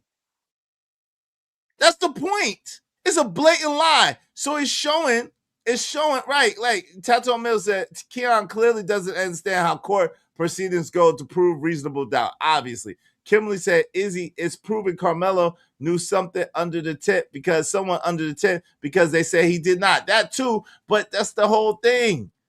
That's the whole thing. It's if that's a lie, it more than likely the whole thing's a lie, bro, based on a lie, which it is, bro. And Stevie Wonder should be able to see that. You don't even have to be Perry Mason, like my man said, to figure this one out, bro. And just like Buddy said on your last stream, they have to put this on Carmelo, because if not, they have to charge Austin's buddy for his death, his brother, his twin brother. But go ahead, fam. Y'all got it. Yeah, clearly, it seems, I don't know. It just seems as though that I can't, get it through, because again, I'm not disagreeing that you're not proving that he's a liar, and that's all you've been sitting up here telling me. And again, I've said it from the beginning. I don't disagree with that.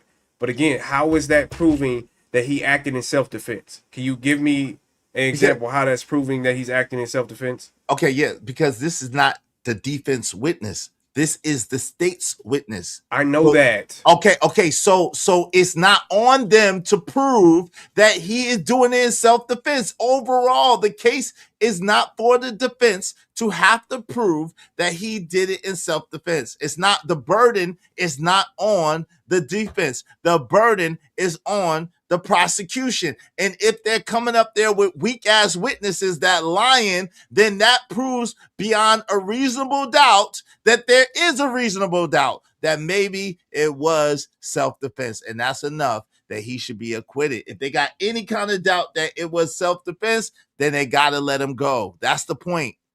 Do you get it now? It's not something that I need to get, because again, what I said before, I never disagree with you on that. But let's move on, because I'm starting to get irritated, because I feel like you're purposely not trying to see what I'm trying to say. But go ahead. Brother, I get what I don't you're think saying. you do. Hold on. Keon. I get what you're saying. Because I understand the burden of proof. Like, that's not even the point. Okay, Like, that has nothing to do with my point. Okay, it literally has nothing to do with my point. Keon, hold on. Let's take it slow, right? Because if you understand burden of proof, then you can't turn around and say, then how does this witness prove that Carmelo, which is your exact, I'm gonna tell you your exact words that you said. How does this witness prove that Karmelo Anthony did this in self-defense, was your exact words. And what I'm trying to tell you is this is not on the defense at all. This is a cross-examination. This is the state's witness. So it's not on the defense at all. It's not even a defense turn. They're just cross-examining this witness, poking holes in this witness, because the prosecution has to prove beyond a reasonable doubt that he didn't do it in self-defense. It's on the prosecution. So if all the prosecution witnesses are lying, that automatically is a reasonable doubt. You don't see that? You don't see that? I do. Okay, ahead, that's the point. I Okay. do. Let's move on. Shout out to Six. What's up, Six? Six, you there? All right, let's get back to this. Yes. And you invited him, correct? Yes. Hey man, yeah, we're gonna shut it down, man. I appreciate y'all, because we coming up on 6 hours. We're coming up on 6 hours, and I play the video, so I want to be able to cut it, man. Much love to y'all. I'm gonna shut down the stream, man. Much love to y'all. Y'all didn't reach the goal. Yeah, thank you for the last person. Send me a